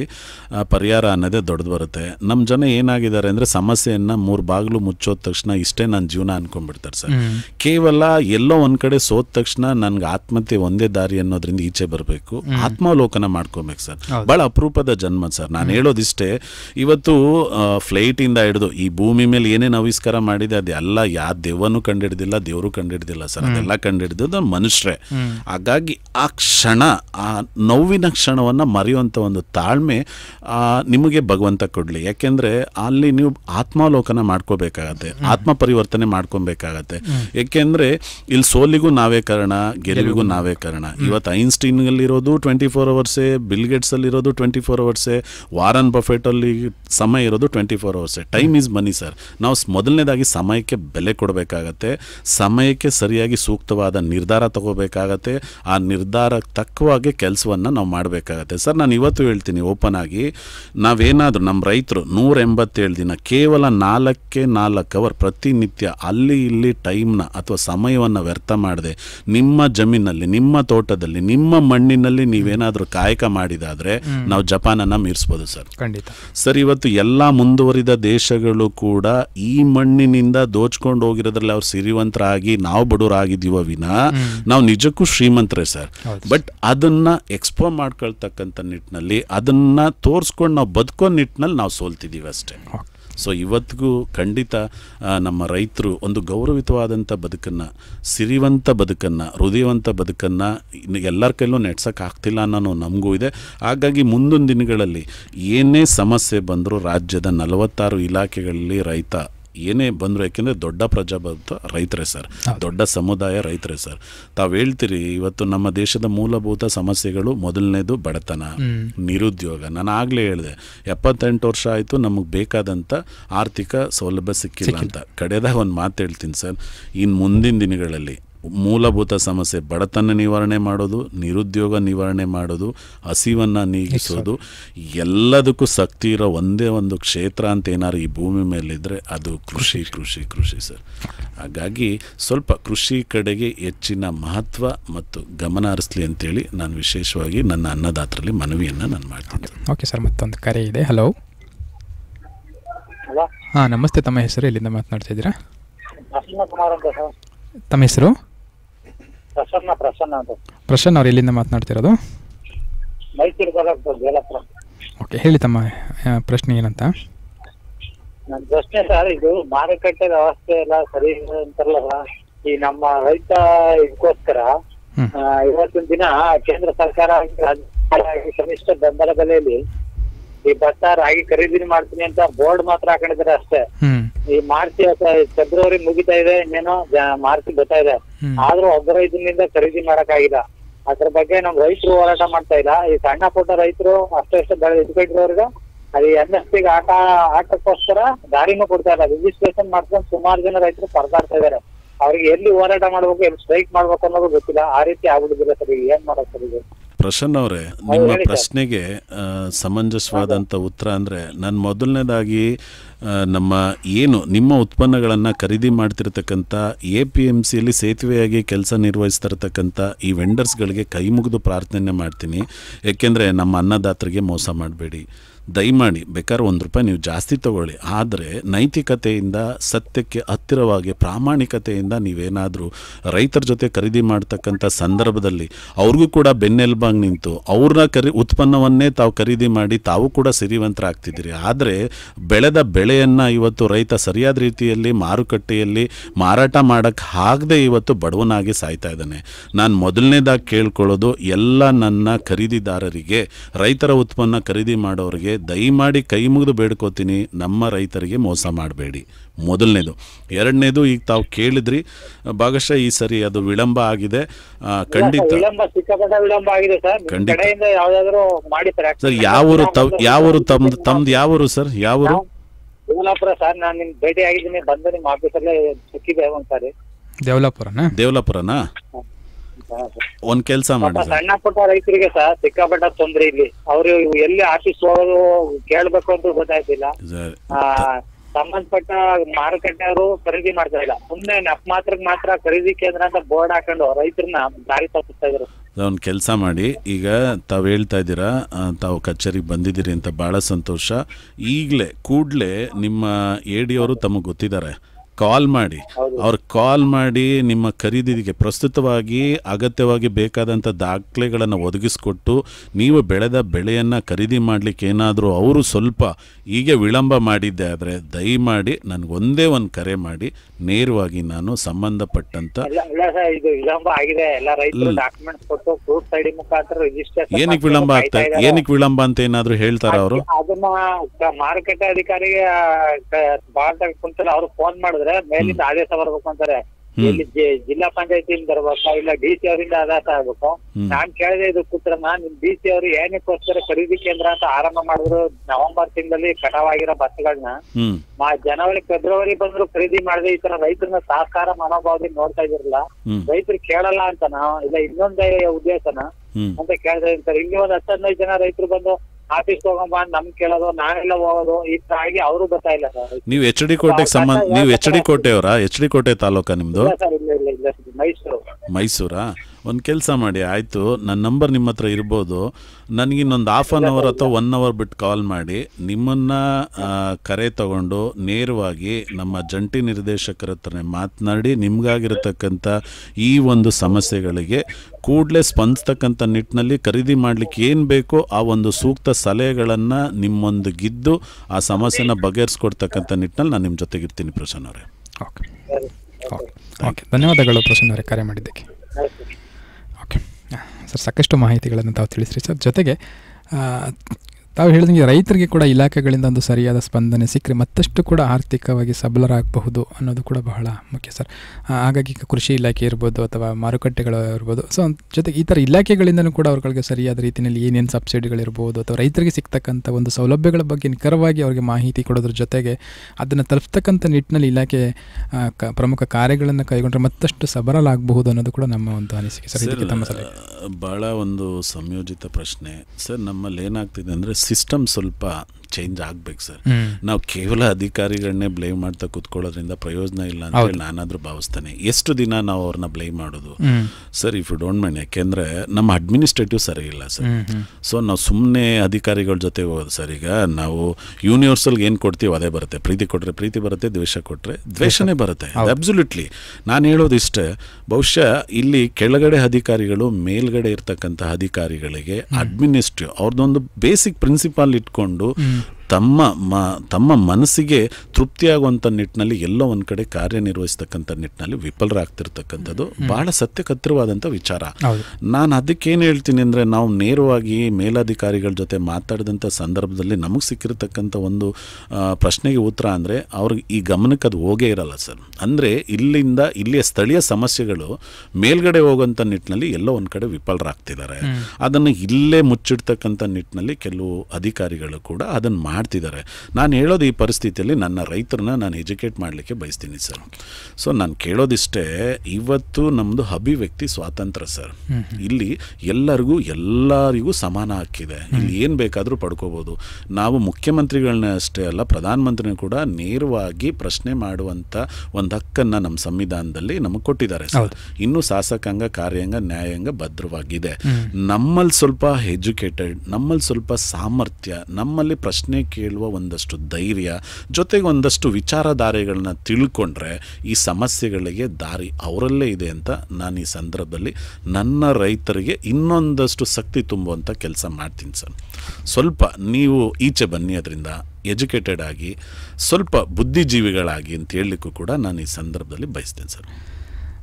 ಸಾಕಷ್ಟು ಮಾಹಿತಿಗಳನ್ನು ತಾವು ತುಂಬ ವಿವರವಾಗಿ ತಿಳಿಸಿರಿ ಸರ್. ರೈತರು ಹೇಗೆ ಆರ್ಥಿಕವಾಗಿ ಸಬಲರಾಗ್ಬೋದು, ಜೊತೆಗೆ ರೈತನಾಗಿರೋ ಬದಲು ಉದ್ಯಮಿಯಾಗಿ ಹೇಗೆ ಬೆಳಿಬೋದು ಅನ್ನೋದ್ರ ಕುರಿತು ಸಾಕಷ್ಟು ಮಾಹಿತಿಗಳು ಮತ್ತು ಸಮುದಾಯದ ಸಾಕಷ್ಟು ಪ್ರಶ್ನೆಗಳನ್ನು ಕೂಡ ತಮ್ಮ ಉತ್ತಮವಾದ ಸಲಹೆ ಮತ್ತು ಸಂದೇಶಗಳನ್ನು ತಾವು ತಿಳಿಸಿರಿ ಸರ್. ಸರ್, ಕೊನೆಯದಾಗಿ ನಮ್ಮ ರೈತ ಬಾಂಧವರಿಗೆ ಮತ್ತು ನಮ್ಮ ಸಮುದಾಯಕ್ಕೆ ತಮ್ಮ ಸಲಹೆ ಏನು ಸರ್? ಸಲಹೆ ಅನ್ನೋದಕ್ಕಿಂತ ಹೆಚ್ಚಾಗಿ ಸರ್, ಇಲ್ಲಿ ಸಲಹೆ ಕೊಡುವಂಥ ದೊಡ್ಡ ವ್ಯಕ್ತಿ ನಾನಲ್ಲ. ನಾನೊಂದು ಕೇಳ್ಕೊತೀನಿ ಸರ್, ಪರಿಪರಿಯಾಗಿ ಜನಧ್ವನಿ ಮುಖಾಂತರ ನನ್ನ ರೈತ ಸಮುದಾಯ ಕೇಳ್ಕೊಳ್ಳೋದಿಷ್ಟೇ sir. March April May the hottest month in the year. March April May ಆ ತಾಯಿಯನ್ನು ಬೆತ್ತಲೆಗೊಳಿಸ್ತಾ ಇದ್ದೀರಿ ಸರ್. ದಯಮಾಡಿ ರೈತರೇ, ನಾನು ನಿಮ್ಮಲ್ಲಿ ಹೃದಯಪೂರ್ವಕವಾಗಿ ಕೇಳ್ಕೊತೀನಿ, ಈ 3 ತಿಂಗಳು ತುಂಬ ಉಷ್ಣಾಂಶ ಇರತಕ್ಕಂಥ ತಿಂಗಳಾಗಿದೆ. ದಯಮಾಡಿ ಇವತ್ತು ನಮ್ಮಲ್ಲಿ ಭೂತಾಪಮಾನ ಜಾಸ್ತಿ ಆಗ್ತಾಯಿದೆ, ಜಾಗತಿಕ ತಾಪಮಾನ ಜಾಸ್ತಿ ಆಗ್ತಾಯಿದೆ, ಸಮುದ್ರದ ನೀರಿನ ಮಟ್ಟ ಜಾಸ್ತಿ ಆಗ್ತಾಯಿದೆ, ಈ ಉಷ್ಣಾಂಶಕ್ಕೆ ಹಿಮಗಡ್ಡೆಗಳೆಲ್ಲ ಕರಗ್ತಾ ಇದ್ದಾವೆ, ಹಾಗೆ ಓಝೋನ್ ಪದರ ವೀಕ್ ಆಗ್ತಾಯಿದೆ. ಸರ್, ತಮಗೆ ಗೊತ್ತಿರಲಿ, ಮೊನ್ನೆ ಅಷ್ಟೇ ನನಗೆ ಹವಾಮಾನ ಇಲಾಖೆಯಲ್ಲಿ ನಾನೇ ಕಾಲ್ ಮಾಡಿ ಮಾತನಾಡಿದೆ. ಈ ಫೆಬ್ರವರಿ ಮಧ್ಯಾಂತರದಲ್ಲೇ 36 ಡಿಗ್ರಿ ಮೈಸೂರಲ್ಲಿದೆ ಅಂದರೆ ಜಸ್ಟ್ ಇಮ್ಯಾಜಿನ್ ಮಾಡಿ ಇನ್ ಏಪ್ರಿಲ್ ಮಾರ್ಚ್ ಮೇಲೆ ಏನಾಗ್ಬೋದು ಅನ್ನೋದನ್ನ. ಸರ್, 1% ಉಷ್ಣಾಂಶ ಜಾಸ್ತಿ ಆದರೆ ರೈತನ ಬೆಳೆಗಳಲ್ಲಿ 20% ಇಳುವರಿ ಕಡಿಮೆ ಆಗುತ್ತೆ ಸರ್. ಸೊ ನಾನು ಕೇಳ್ಕೊಳ್ಳೋದಿಷ್ಟೇ, ಭೂತಾಯಿಯನ್ನು ಬೆತ್ತಲೆಗೊಳಿಸ್ತೀರಿ, ಅಟ್ಲೀಸ್ಟು ಕಸ ಕಡ್ಡಿ ತ್ಯಾಜ್ಯಗಳಿಂದ ಅವಳನ್ನು ಮಲ್ಚಿಂಗ್ ಮಾಡಿಕೊಡಿ, ಮುಚ್ಚಿಗೆ ಮಾಡಿಕೊಳ್ಳಿ. ಸಾಧ್ಯವಾದಷ್ಟು ಕೃತಕ ಗೊಬ್ಬರಗಳಿಂದ ದೂರ ಇರಿ, ರಾಸಾಯನಿಕ ಮುಕ್ತ ಕೃಷಿಗೆ ಹೆಚ್ಚಿನ ಒತ್ತು ಕೊಡಿ, ತಮ್ಮ ಆರೋಗ್ಯದ ಕಡೆ ಗಮನ ಕೊಡಿ. ಯಾಕೆಂದರೆ ನಾವು ಸಂಪಾದನೆ ಮಾಡ್ತಿರೋದ್ರಲ್ಲಿ ಊಟ ಮಾಡೋದು 50 ರೂಪಾಯಿ ಆದರೆ 150 ರೂಪಾಯಿ ಮಾತ್ರೆ ಖರ್ಚು ಮಾಡ್ತಿದ್ದೀವಿ ಸರ್. ಇದನ್ನು ನಮ್ಮ ಮನುಕುಲ ಅರ್ಥ ಮಾಡ್ಕೋಬೇಕಾಗತ್ತೆ. ಹಾಗಾಗಿ ದಯಮಾಡಿ ಇನ್ನು ಮುಂದಿನ ದಿನಗಳಲ್ಲಿಂದನಾದರೂ ತಾವು ಬುದ್ಧಿಯಿಂದ ಬದುಕೋದು ಬಿಟ್ಟು ಹೃದಯದಿಂದ ಬದುಕಿ, ಮನುಷ್ಯನ ಪ್ರೀತಿ ಮಾಡಲಿ, ಸಂಘಜೀವಿಗಳಾಗಿ ಎಲ್ಲರ ಒಳಿತಿಗಾಗಿ. ಯಾಕೆಂದರೆ ಒಂದು ಮಾತಿದೆ ಸರ್, ವೇದ ಓದೋರು ಯಾರು ದೊಡ್ಡೋರಾಗ್ಲಿಕ್ಕಿಲ್ಲ, ಪರರ ವೇದನೆಯನ್ನು ಯಾರು ಅರ್ಥ ಮಾಡ್ಕೋತಾರೆ ಅವ್ರು ದೊಡ್ಡೋರಾಗ್ತಾರೆ ಅಂತೇಳಿ ಅಂದೇ ಬಸವಣ್ಣವ್ರು ಒಂದು ಮಾತು ಹೇಳಿದ್ದಾರೆ. ಹಾಗಾಗಿ ನೀವು ಬೆಳೆಯೋದಷ್ಟೇ ಅಲ್ಲ, ಜೊತೆಯಲ್ಲಿ ನಿಮ್ಮ ಪಕ್ಕದಲ್ಲಿರ್ತಕ್ಕಂಥ ರೈತರಿಗೂ ನಾನು ಈ ಥರ ಮಾಡ್ತಾ ಇದ್ದೀನಿ, ನೀನು ಈ ಥರ ಮಾಡು, ಎಲ್ಲರೂ ಒಟ್ಟಾಗಿ ಸೇರಿ ಪರಸ್ಪರ ವಿನಿಮಯ ಪದ್ಧತಿಯಲ್ಲಿ ನಾವೆಲ್ಲರೂ ಬೆಳೆಯುವ ಎಂಬ ಒಂದು ಭಾವನಾತ್ಮಕ ಭಾವನೆಗಳು ನಮ್ಮ ರೈತರಲ್ಲಿ ಬಂದುಬಿಟ್ರೆ ಸರ್, ಇವತ್ತಿಗೂ ನಮ್ಮ ರೈತರನ್ನ ಕಟ್ಟಾಕ್ಲಿಕ್ಕೆ ಸೃಷ್ಟಿಕರ್ತನ ಕೈಲೂ ಸಾಧ್ಯ ಇಲ್ಲ ಸರ್. ಒಟ್ಟಾರೆ ಒಂದಾಗಬೇಕು ಸರ್. ಭೂಮಿ ತಾಯಿನೂ ಕಣ್ಮುಚ್ಕೊಂಡು ಹೇಳೆ, ರೈತನು ಕಣ್ಮುಚ್ಕೊಂಡಿದ್ದಾನೆ ಸರ್. ಇವರಿಬ್ಬರು ಕಣ್ ತೆರೆದ್ರೆ ಮತ್ತೊಮ್ಮೆ ಈ ಭೂಮಿ ಮೇಲೆ ಪವಾಡ ಆಗೋದ್ರಲ್ಲಿ ಎರಡು ಮಾತೇ ಇಲ್ಲ ಸರ್. ಕಡೆದಾಗಿ 3ನೇ ಮಹಾಯುದ್ಧ ಅತಿ ಶೀಘ್ರದಲ್ಲೇ ಆಗುತ್ತೆ ಅನ್ನೋ ಒಂದಷ್ಟು ಮುಂಚನೆಯನ್ನು ಎಲ್ಲ ಕಡೆಯಿಂದನೂ ಕೇಳ್ಪಡ್ತಿದ್ದೀವಿ. ಬಹುಶಃ ಇದೊಂದು ಎಚ್ಚರಿಕೆ ಗಂಟೆ ನಮ್ಮ ಅನುಕೂಲಕ್ಕಿರಲಿ. ಇನ್ನು ಮುಂದೆ ಏನೇನು ನಡೆದ್ರು ಚಿನ್ನಕ್ಕಾಗಲಿ ಅಥವಾ ವೈಡೂರ್ಯಕ್ಕಾಗಲಿ ಏನು ದರೋಡೆ ನಡೆಯಲ್ಲ ಸರ್, ಯುದ್ಧ ನಡೆಯಲ್ಲ. ಇನ್ನೇನೇ ಇದ್ರೂ ಒಂದೇ ಒಂದು ಇಡೀ ಅನ್ನಕ್ಕೆ, ಒಂದೇ ಇಡೀ ಮಣ್ಣಿಗೋಸ್ಕರ ಮತ್ತೆ 3ನೇ ಯುದ್ಧ ಆಗುವ ಸಂಭವಗಳಿದೆ. ಹಾಗಾಗಿ ದಯಮಾಡಿ ರೈತರು ಸ್ವಲ್ಪ ಜಾಗೃತರಾಗ್ರಿ, ವಿಚಾರವಂತರಾಗ್ರಿ, ತಾವು ಸ್ವಲ್ಪ ಬುದ್ಧಿಜೀವಿಗಳಾಗಿ ಇರ್ತಕ್ಕಂಥ ಜಮೀನುಗಳಿಗೆ ಬೇಕಾದಂಥ ಸೂಕ್ತವಾದ ದಾಖಲೆಗಳನ್ನು ಸಿದ್ಧತೆ ಮಾಡ್ಕೊಳ್ಳಿ. ನಾಳೆ ನಿಮ್ಮ ಜಮೀನಿಗೆ ಯಾರೋ ಇನ್ನೊಬ್ಬರು ಬಂದು ಕೂತ್ಕೊಂಡು ಇದು ನಮ್ಮದೇ ಜಮೀನು ಅನ್ನೋ ಕಾಲನೂ ಕೂಡ ಬಂದೇ ಬರುತ್ತೆ. ಹಾಗಾಗಿ ತಾವು ಚೆನ್ನಾಗಿರುವಾಗಲೇ, ತಾವು ಶಕ್ತಿವಂತರಾದಾಗಲೇ ಈ ಬೇಕಾದಂಥ ಅಗತ್ಯ ಮೂಲಭೂತ ದಾಖಲೆಗಳನ್ನು, ನೀವು ಮನೆ ಕಟ್ತೀರಿ ಹಾಗೆ ಮನೆ ಜಮೀನಿನ ದಾಖಲೆಗಳನ್ನು ರೆಡಿ ಮಾಡ್ಕೊಳ್ಳಿ. ಭಾಳ ಮುಖ್ಯವಾಗಿ ನಾನು ಹೇಳ್ಕೊಳ್ಳೋದಿಷ್ಟೇ, ಮುಂದಿನ ದಿನಗಳಲ್ಲಿ ಒಳ್ಳೆ ಬದುಕು ನಿಮ್ಮದಿದೆ. ಹಾಗಾಗಿ ತಾವೆಲ್ಲರೂ ಕೂಡ ಹೆಣ್ಣು ಮಕ್ಕಳ ಬದುಕು ಗೌರವಿತವಾಗಲಿ, ನಮ್ಮ ಯುವ ಜನತೆ ವ್ಯಸನ ಮುಕ್ತರಾಗಲಿ, ರೈತರ ಬದುಕು ಕಾಯಕದಿಂದ ಕಲ್ಯಾಣ ಆಗಲಿ ಅಂತೇಳಿ ನಾನು ಬಯಸ್ತಾ, ಕಟ್ಟಕಡೆಯದಾಗಿ ಒಂದು ಕೂಗಿದೆ, ಹೆಣ್ಮಕ್ಳು ಸಿಗ್ತಾ ಇಲ್ಲ ಅಂತೇಳಿ ಬಹಳ ನಮಗೂ ಇದೆ ಸರ್. ನಾವು ದಿನನಿತ್ಯ ಇದ್ರ ಬಗ್ಗೆ ಚರ್ಚೆ ಮಾಡ್ತಿದ್ವಿ. ಹಾಗಾಗಿ ಮುಂದಿನ ದಿನಗಳಲ್ಲಿ ಖಂಡಿತ ತಾವ್ಯಾರು ಜಮೀನನ್ನು ಮಾರ್ಕೊಳ್ಳೋಕೆ ಹೋಗ್ಬೇಡಿ, ಜಮೀನುಗಳನ್ನು ಉಳಿಸ್ಕೊಳ್ಳಿ. ಖಂಡಿತ ಮುಂದಿನ ದಿನಗಳಲ್ಲಿ ಎಲ್ಲರೂ ಕೂಡ ಪರಿವರ್ತನೆ ಆಗುತ್ತೆ. ಈಗ ಆಲ್ರೆಡಿ ಕೃಷಿ ಕಡೆ ಹೆಚ್ಚಿನ ಒಲವು ತೋರಿಸ್ತಿದ್ದಾರೆ ಸರ್. ಇದಕ್ಕೊಂದು ಸಣ್ಣ ಉದಾಹರಣೆ ಅಂತ ಹೇಳಿದ್ರೆ, ಕೊರೋನಾ ಬಂದ ಟೈಮಲ್ಲಿ ಇಡೀ ಪ್ರಪಂಚದಲ್ಲಿ ಅತಿ ಹೆಚ್ಚು ಆಹಾರ ಉತ್ಪಾದನೆ ಮಾಡಿದಂಥ ರಾಷ್ಟ್ರ ನಮ್ಮದು. ಹಾಗಾಗಿ ನಾನು ಹೇಳ್ಕೊಳ್ಳೋದಿಷ್ಟೇ, ಎಂಥ ಕ್ಲಿಷ್ಟಕರ ಸಂದರ್ಭದಲ್ಲೂ ನಮ್ಮನ್ನು ಕೈ ಹಿಡಿದು ನಮ್ಮ ಉಸಿರಿಗೆ ಉಸಿರಾಗಿ ನಿಲ್ಲುವಂಥ ಒಂದೇ ಒಂದು ಕ್ಷೇತ್ರ, ಮತ್ತೊಮ್ಮೆ ನಮ್ಮನ್ನು ಎದ್ದು ನಿಲ್ಲಿಸುವಂಥ ಕ್ಷೇತ್ರ, ಒಂದು ಮಹತ್ವ, ಗೌರವ, ಆರೋಗ್ಯ, ಆಯುಷು, ಅಭಿವೃದ್ಧಿ ತಂದುಕೊಡ್ತಕ್ಕಂಥ ಕ್ಷೇತ್ರ ಈ ಕೃಷಿ ಸರ್. ಹಾಗಾಗಿ ಸರ್ಕಾರನೂ ಕೂಡ ಮುಂದಿನ ದಿನಗಳಲ್ಲಿ ಕೃಷಿ ಕಡೆಗೆ ಹೆಚ್ಚಿನ ಮಹತ್ವವನ್ನು ಕ್ರೋಢೀಕರಿಸಲಿ, ಒಂದು ರೈತರಿಗೆ ಗೌರವಿತವಾದಂಥ ಸಮಾಜವನ್ನು ನಿರ್ಮಾಣ ಮಾಡಲಿ. ಹಾಗಾಗಿ ಕೇವಲ ಇನ್ನೊಬ್ಬರ ಮೇಲೆ ನೀವು ಬ್ಲೇಮ್ ಮಾಡೋದಕ್ಕಿಂತ ನೀವು ಕೂಡ ನಿಮ್ಮ ಬದುಕಿಗೆ ಒಂದು ಸೂಕ್ತವಾದಂಥ ಆಸರೆಯೊಂದಿಗೆ ನೀವು ಕೂಡ ಸಮಾಜದಲ್ಲಿ ಒಂದು ಉತ್ತಮ ಸ್ಥಾನದಲ್ಲಿ ಬದುಕುವಂಥ ಒಂದು ಹಠಾಚಟ ನಿಮಗೂ ಬರಲಿ ಅಂತೇಳಿ ನಾನು ಕೂಡ ರೈತರಲ್ಲಿ ಪ್ರಾರ್ಥನೆಯನ್ನು ಮಾಡ್ತಾ, ತಾಯಿ ಚಾಮುಂಡೇಶ್ವರಲ್ಲಿ ವಿಶೇಷವಾಗಿ ನಾನು ಕೇಳ್ಕೊಳ್ಳೋದಿಷ್ಟೇ, ನೊಂದ ಸಮುದಾಯ, ದೊಡ್ಡ ಸಮುದಾಯ, ವಂಚನೆಗೆ ಒಳಗಾಗಿರೋ ಸಮುದಾಯ, ಇವತ್ತಿಗೂ ಕೂಡ ತಲೆ ಮೇಲೆ ಯಮನ್ ಕೂರಿಸ್ಕೊಂಡು ನಿದ್ದೆ ಮಾಡ್ತಿರ್ತಕ್ಕಂಥ ಇರ್ತಕ್ಕಂಥ ಒಂದು ಶೋಚನೀಯ ಸಮುದಾಯ. ಜೊತೆಗೆ ತಾವು ಅಲ್ಲಿ ಹೇಳಿದ್ರಿ ಕಾಡಂಚಲ್ ವಾಸ ಮಾಡ್ತಿರ್ತಕ್ಕಂಥ ನಮ್ಮ ಅನ್ನದಾತರ ಸಮಸ್ಯೆ ಕೇಳೋಂಗೆ ಇಲ್ಲ. ಮಾನವ ಪ್ರಾಣಿ ಸಂಘರ್ಷ ಇತಿಹಾಸ ನೂರಾರು ವರ್ಷಗಳಿಂದ ನಡೀತಾ ಬರ್ತಿದೆ. ಎಷ್ಟೋ ಪ್ರಾಣಿಗಳು ಅವ್ರ ಬೆಳೆಗಳನ್ನು ನಾಶ ಮಾಡಿದಾಗಲೂ ಕೂಡ ಆ ಬೆಳೆಗಳಿಗೆ ಪರಿಹಾರ ಕೊಡ್ತಕ್ಕಂಥ ನಿಟ್ಟಿನಲ್ಲಿ ಸರ್ಕಾರ ಅಥವಾ ಅರಣ್ಯ ಇಲಾಖೆ ವಿಫಲ ಆಗಿರ್ತಕ್ಕಂಥದ್ದು ಸತ್ಯ. ಬಟ್ ಇತ್ತೀಚಿನ ದಿನಗಳಲ್ಲಿ ನಿಮ್ಗೇನೇ ಆ ರೀತಿ ಸಮಸ್ಯೆಗಳು ಬಂದರೆ ನೇರವಾಗಿ ಅರಣ್ಯಾಧಿಕಾರಿಗಳನ್ನು ಸಂಪರ್ಕಿಸಿ, ಅಲ್ಲಿ ಸಮರ್ಪಕವಾದಂಥ ಪರಿಹಾರ ನಿಮ್ಗೆ ಸಿಗಲಿಲ್ಲ ಅಂದರೆ ನೇರವಾಗಿ ನಮಗೆ ಕಾಲ್ ಮಾಡಿ ಅಥವಾ ನೇರವಾಗಿ ನಮಗೆ ಕರೆ ಮಾಡಿ ನಮ್ಮನ್ನು ಸಂಪರ್ಕಿಸಿ. ನಿಮ್ಮೊಂದಿಗೆ ಎಂಥ ಪರಿಸ್ಥಿತಿಯಲ್ಲೂ ನಾವು ಕೂಡ ನಿಮ್ಮಲ್ಲಿ ಒಬ್ಬರಾಗಿದ್ದೇವೆ. ನಿಮ್ಮ ಆತ್ಮವಿಶ್ವಾಸವನ್ನು ತುಂಬಲಿಕ್ಕೆ, ನಿಮ್ಮ ಬದುಕನ್ನು ಬದಲಾಯಿಸಲಿಕ್ಕೆ ನಾವು ಕೂಡ ನಿಮ್ಮೊಂದು ಕೈ ಜೋಡಿಸ್ತೀವಿ ಅಂತೇಳಿ ಜ್ವನಧ್ವನಿ ಮುಖಾಂತರ ಹೇಳಲಿಕ್ಕೆ ಬಯಸ್ತೇನೆ. ಹಾಗೆ ಭಾಳ ವಿಶೇಷವಾಗಿ ನಮ್ಮನ್ನು ಇವತ್ತು, ಏಕೆಂದರೆ ತಮಗೆ ಕೂಡ ಗೊತ್ತಾಗಿದೆ ಕೃಷಿ ಕ್ಷೇತ್ರದ ಮಹತ್ವ. ಹಾಗಾಗಿ ಎಲ್ಲ ಕ್ಷೇತ್ರಗಳ ಜೊತೆ ಈ ಕೃಷಿ ಕ್ಷೇತ್ರಕ್ಕೂ ತಾವೇನು ಹೆಚ್ಚಿನ ಒತ್ತು ಕೊಟ್ಟು ಕೇವಲ ರೈತರ ಬದುಕನ್ನು ಬದಲಾಯಿಸುವಂಥ ನಿಟ್ಟಿನಲ್ಲಿ ನಾವು ಕೂಡ ಏನು ಮಾಡ್ಬೋದು, ಒಂದಷ್ಟು ಚಿಂತನೆಗಳನ್ನು ಇಟ್ಕೊಂಡು ತಮ್ಮ ಕ್ಷೇತ್ರ ಬೇರೆ ಆದರೂ ಕೂಡ ಕೃಷಿ ಕಡೆಗೆ ಒಲವು ತೋರಿಸಿ ಇವತ್ತು ಕೂಡ ಗ್ರಾಮೀಣ ಪ್ರದೇಶದಲ್ಲಿ ಜನರ ಕೈ ಹಿಡಿದಿರ್ತಕ್ಕಂಥದ್ದೇ ಈ ಕೃಷಿ. ಹಾಗಾಗಿ ಗ್ರಾಮೀಣ ಪ್ರದೇಶದಲ್ಲಿ ತಾವು ಇದ್ದೀರಿ, ಭಾಳ ಸಂತೋಷ. ನಾನು ಇಲ್ಲಿ ಬರ್ಬೇಕಾದ್ರೆ ಸಾಕಷ್ಟು ಯೋಚನೆ ಹಾಕ್ಕೊಂಡು ಬಂದೆ. FM ಅಂತ ಹೇಳಿದರೆ ಇವತ್ತು ಕಮರ್ಷಿಯಲ್ ಆಗಿ ರಾಜಧಾನಿಯಲ್ಲಿ ಇರ್ತಕ್ಕಂಥ ಒಂದಷ್ಟು 92.7 93.5 ಇವರು ಕೂಡ ಕಾಂಪಿಟೇಷನ್ ಮಾಡೋ, ಅದು ಒಂದು ಕಾಡಂಚಲ್ಲಿರ್ತಕ್ಕಂಥ ಒಂದು ಸಣ್ಣ ತಾಲೂಕು, ಹಿಂದುಳಿದ ತಾಲೂಕಲ್ಲಿ ಇಷ್ಟು ದೊಡ್ಡ ಸಮುದಾಯದ ಬಾನುಲಿ ಕೇಂದ್ರವನ್ನು 90.8 ನಡೆಸ್ತಾ ಇದ್ದಾರಲ್ಲ, ಹೌ ಇಸ್ ಇಟ್ ಪಾಸಿಬಲ್ ಅಂತಲೂ ಕೂಡ ನಾನು ಮೆಟ್ಲೆತ್ಬೇಕಾದ್ರೆ ಯೋಚನೆ ಮಾಡಿ ಬಂದೆ. ನಿಜಕ್ಕೂ ಭಾಳ ಖುಷಿ ಆಯಿತು ಸರ್. ಏಕೆಂದರೆ ಬೆಳೆಯೋರನ್ನು ಬೆಳೆಸಬೇಕು ಅಂತ ಹೇಳ್ತಾರೆ. ಹಾಗಾಗಿ ನಿಜಕ್ಕೂ ಏಕೆಂದರೆ ಗಡಿ ಭಾಗದಲ್ಲಿ, ಅದು ಕಾಡಂಚಿನ ಪ್ರದೇಶದಲ್ಲಿ 2 ನ್ಯಾಷನಲ್ ಪಾರ್ಕ್ ನಡುವೆ ನೀವು ಈ ಜನಧ್ವನಿ ಕಾರ್ಯಕ್ರಮವನ್ನು, ಅದು ಕೂಡ ಇಷ್ಟು ಪ್ರೀತಿಯಿಂದ ನನ್ನ ಅನ್ನದಾತರು ಕರೆ ಮಾಡಿ ಸಮಂಜಸವಾಗಿ ಗೌರವಪೂರ್ವಕವಾಗಿ ಪ್ರಶ್ನೆ ಕೇಳುವಂಥ ಒಂದು ವ್ಯವಸ್ಥೆಯನ್ನು ಕಳೆದ 10-14 ವರ್ಷಗಳಿಂದ ಮಾಡ್ಕೊ ಬಂದಿದ್ದೀರಲ್ಲ, ಕೇವಲ ಕೃಷಿಗಷ್ಟೇ ಅಲ್ಲ, ಇಡೀ ಮಾನವ ಕುಲಕ್ಕೆ ಒಂದು ಆಸರೆಯಾಗಿ ನಿಂತಿರ್ತಕ್ಕಂಥ ಜನಧ್ವನಿಗೆ ನಾನು ವಿಶೇಷವಾಗಿ ಗೌರವಪೂರ್ವಕವಾಗಿ ಭಕ್ತಿಪೂರ್ವಕವಾಗಿ ಎಲ್ಲರ ಕೇಳುಗರ ಪರವಾಗಿ ಇದೇ ರೀತಿ ಇನ್ನೂ ಒಂದಷ್ಟು ಜನರ ಬದುಕಿಗೆ ಬೆಳಕಾಗಲಿ, ಆಸರೆಯಾಗಲಿ, ಇನ್ನೊಂದಷ್ಟು ಜನರ ಒಳಿತಿಗಾಗಿ ನೀವು ಇದೇ ರೀತಿ ಸದಾಕಾಲ ಒಂದು ನುಡಿಯುವ ಒಂದು ದೇವತಾ ಮಾನವ ಒಂದು ರೂಪಕವಾಗಿ ಕಾರ್ಯನಿರ್ವಹಿಸಲಿ ಅಂತಲೂ ಕೂಡ ನಾನು ವಿಶೇಷವಾಗಿ ಸಂಬಂಧಪಟ್ಟಂಥ ಎಲ್ಲರನ್ನು ಕೂಡ, ಜನಧ್ವನಿ ಸಂಬಂಧಪಟ್ಟ ಎಲ್ಲರಿಗೂ ಕೂಡ ವಿಶೇಷವಾಗಿ ರೈತ ಕಲ್ಯಾಣದ ವತಿಯಿಂದ ಒಂದು ಭಕ್ತಿಪೂರ್ವಕವಾಗಿ ನಮನಗಳನ್ನು ಕೂಡ ನಾನು ಈ ಸಂದರ್ಭದಲ್ಲಿ ಸ್ಮರಿಸಲಿಕ್ಕೆ ಬಯಸ್ತೀನಿ ಸರ್. ತುಂಬ ಧನ್ಯವಾದಗಳು ಸರ್. ಉತ್ತಮವಾದ ಸಲಹೆ ಮತ್ತು ಸಂದೇಶವನ್ನು ಕೂಡ ತಾವು ತಿಳಿಸ್ಕೊಟ್ಟಿದ್ರೆ. ಇದುವರೆಗೂ ನಮ್ಮ ಕೇಳುಗರಿಗೆ ಈ ಒಂದು ಅದರಲ್ಲಿ ಪ್ರಮುಖವಾಗಿ ರೈತರಿಗೆ ಮತ್ತು ಭೂಮಿ ತಾಯಿಯ ಕುರಿತು ಸಾಕಷ್ಟು ಮಾಹಿತಿಗಳು ಮತ್ತು ಸಲಹೆಗಳನ್ನು ನಮ್ಮ ಕೇಳುಗರಿಗೆ ತಾವು ತಿಳಿಸ್ಕೊಟ್ಟಿದ್ದಾರೆ ಸರ್. ತುಂಬ ಧನ್ಯವಾದಗಳು sir. Thank you sir. Thank you. ನಮಸ್ತೆ. ಪ್ರಿಯ ಕೇಳುಗರೆ, ಇದುವರೆಗೂ ನೇರ ಸಂದರ್ಶನ ಫೋನ್-ಇನ್ ಕಾರ್ಯಕ್ರಮದಲ್ಲಿ ಅನ್ನದಾತರ ಕೂಗಿಗೆ ಒಂದು ಸ್ಪಂದನೆ ಎಂಬ ವಿಷಯದ ಕುರಿತು ಇದುವರೆಗೂ ನಮ್ಮ ಜೊತೆ ಕಾರ್ಯಕ್ರಮದಲ್ಲಿ ಮಾತನಾಡಿದವರು ಕರ್ನಾಟಕ ರಾಜ್ಯ ರೈತ ಕಲ್ಯಾಣ ಸಂಘದ ಸಂಸ್ಥಾಪಕರು ಮತ್ತು ರಾಜ್ಯಾಧ್ಯಕ್ಷರಾದ ಶ್ರೀ ಭೂಮಿಪುತ್ರ ಶ್ರೀ ಚಂದನ್ಗೌಡರವರು. ಇದು ಇವತ್ತಿನ ನೇರ ಸಂದರ್ಶನ ಫೋನ್-ಇನ್ ಕಾರ್ಯಕ್ರಮ. ಮತ್ತೊಂದು ನೇರ ಸಂದರ್ಶನ ಫೋನ್-ಇನ್ ಕಾರ್ಯಕ್ರಮದಲ್ಲಿ ಭೇಟಿಯಾಗೋಣ. ಅಲ್ಲಿವರೆಗೂ ಕೇಳ್ತಾ ಇರಿ ಜನಧ್ವನಿ. ನಮಸ್ಕಾರ.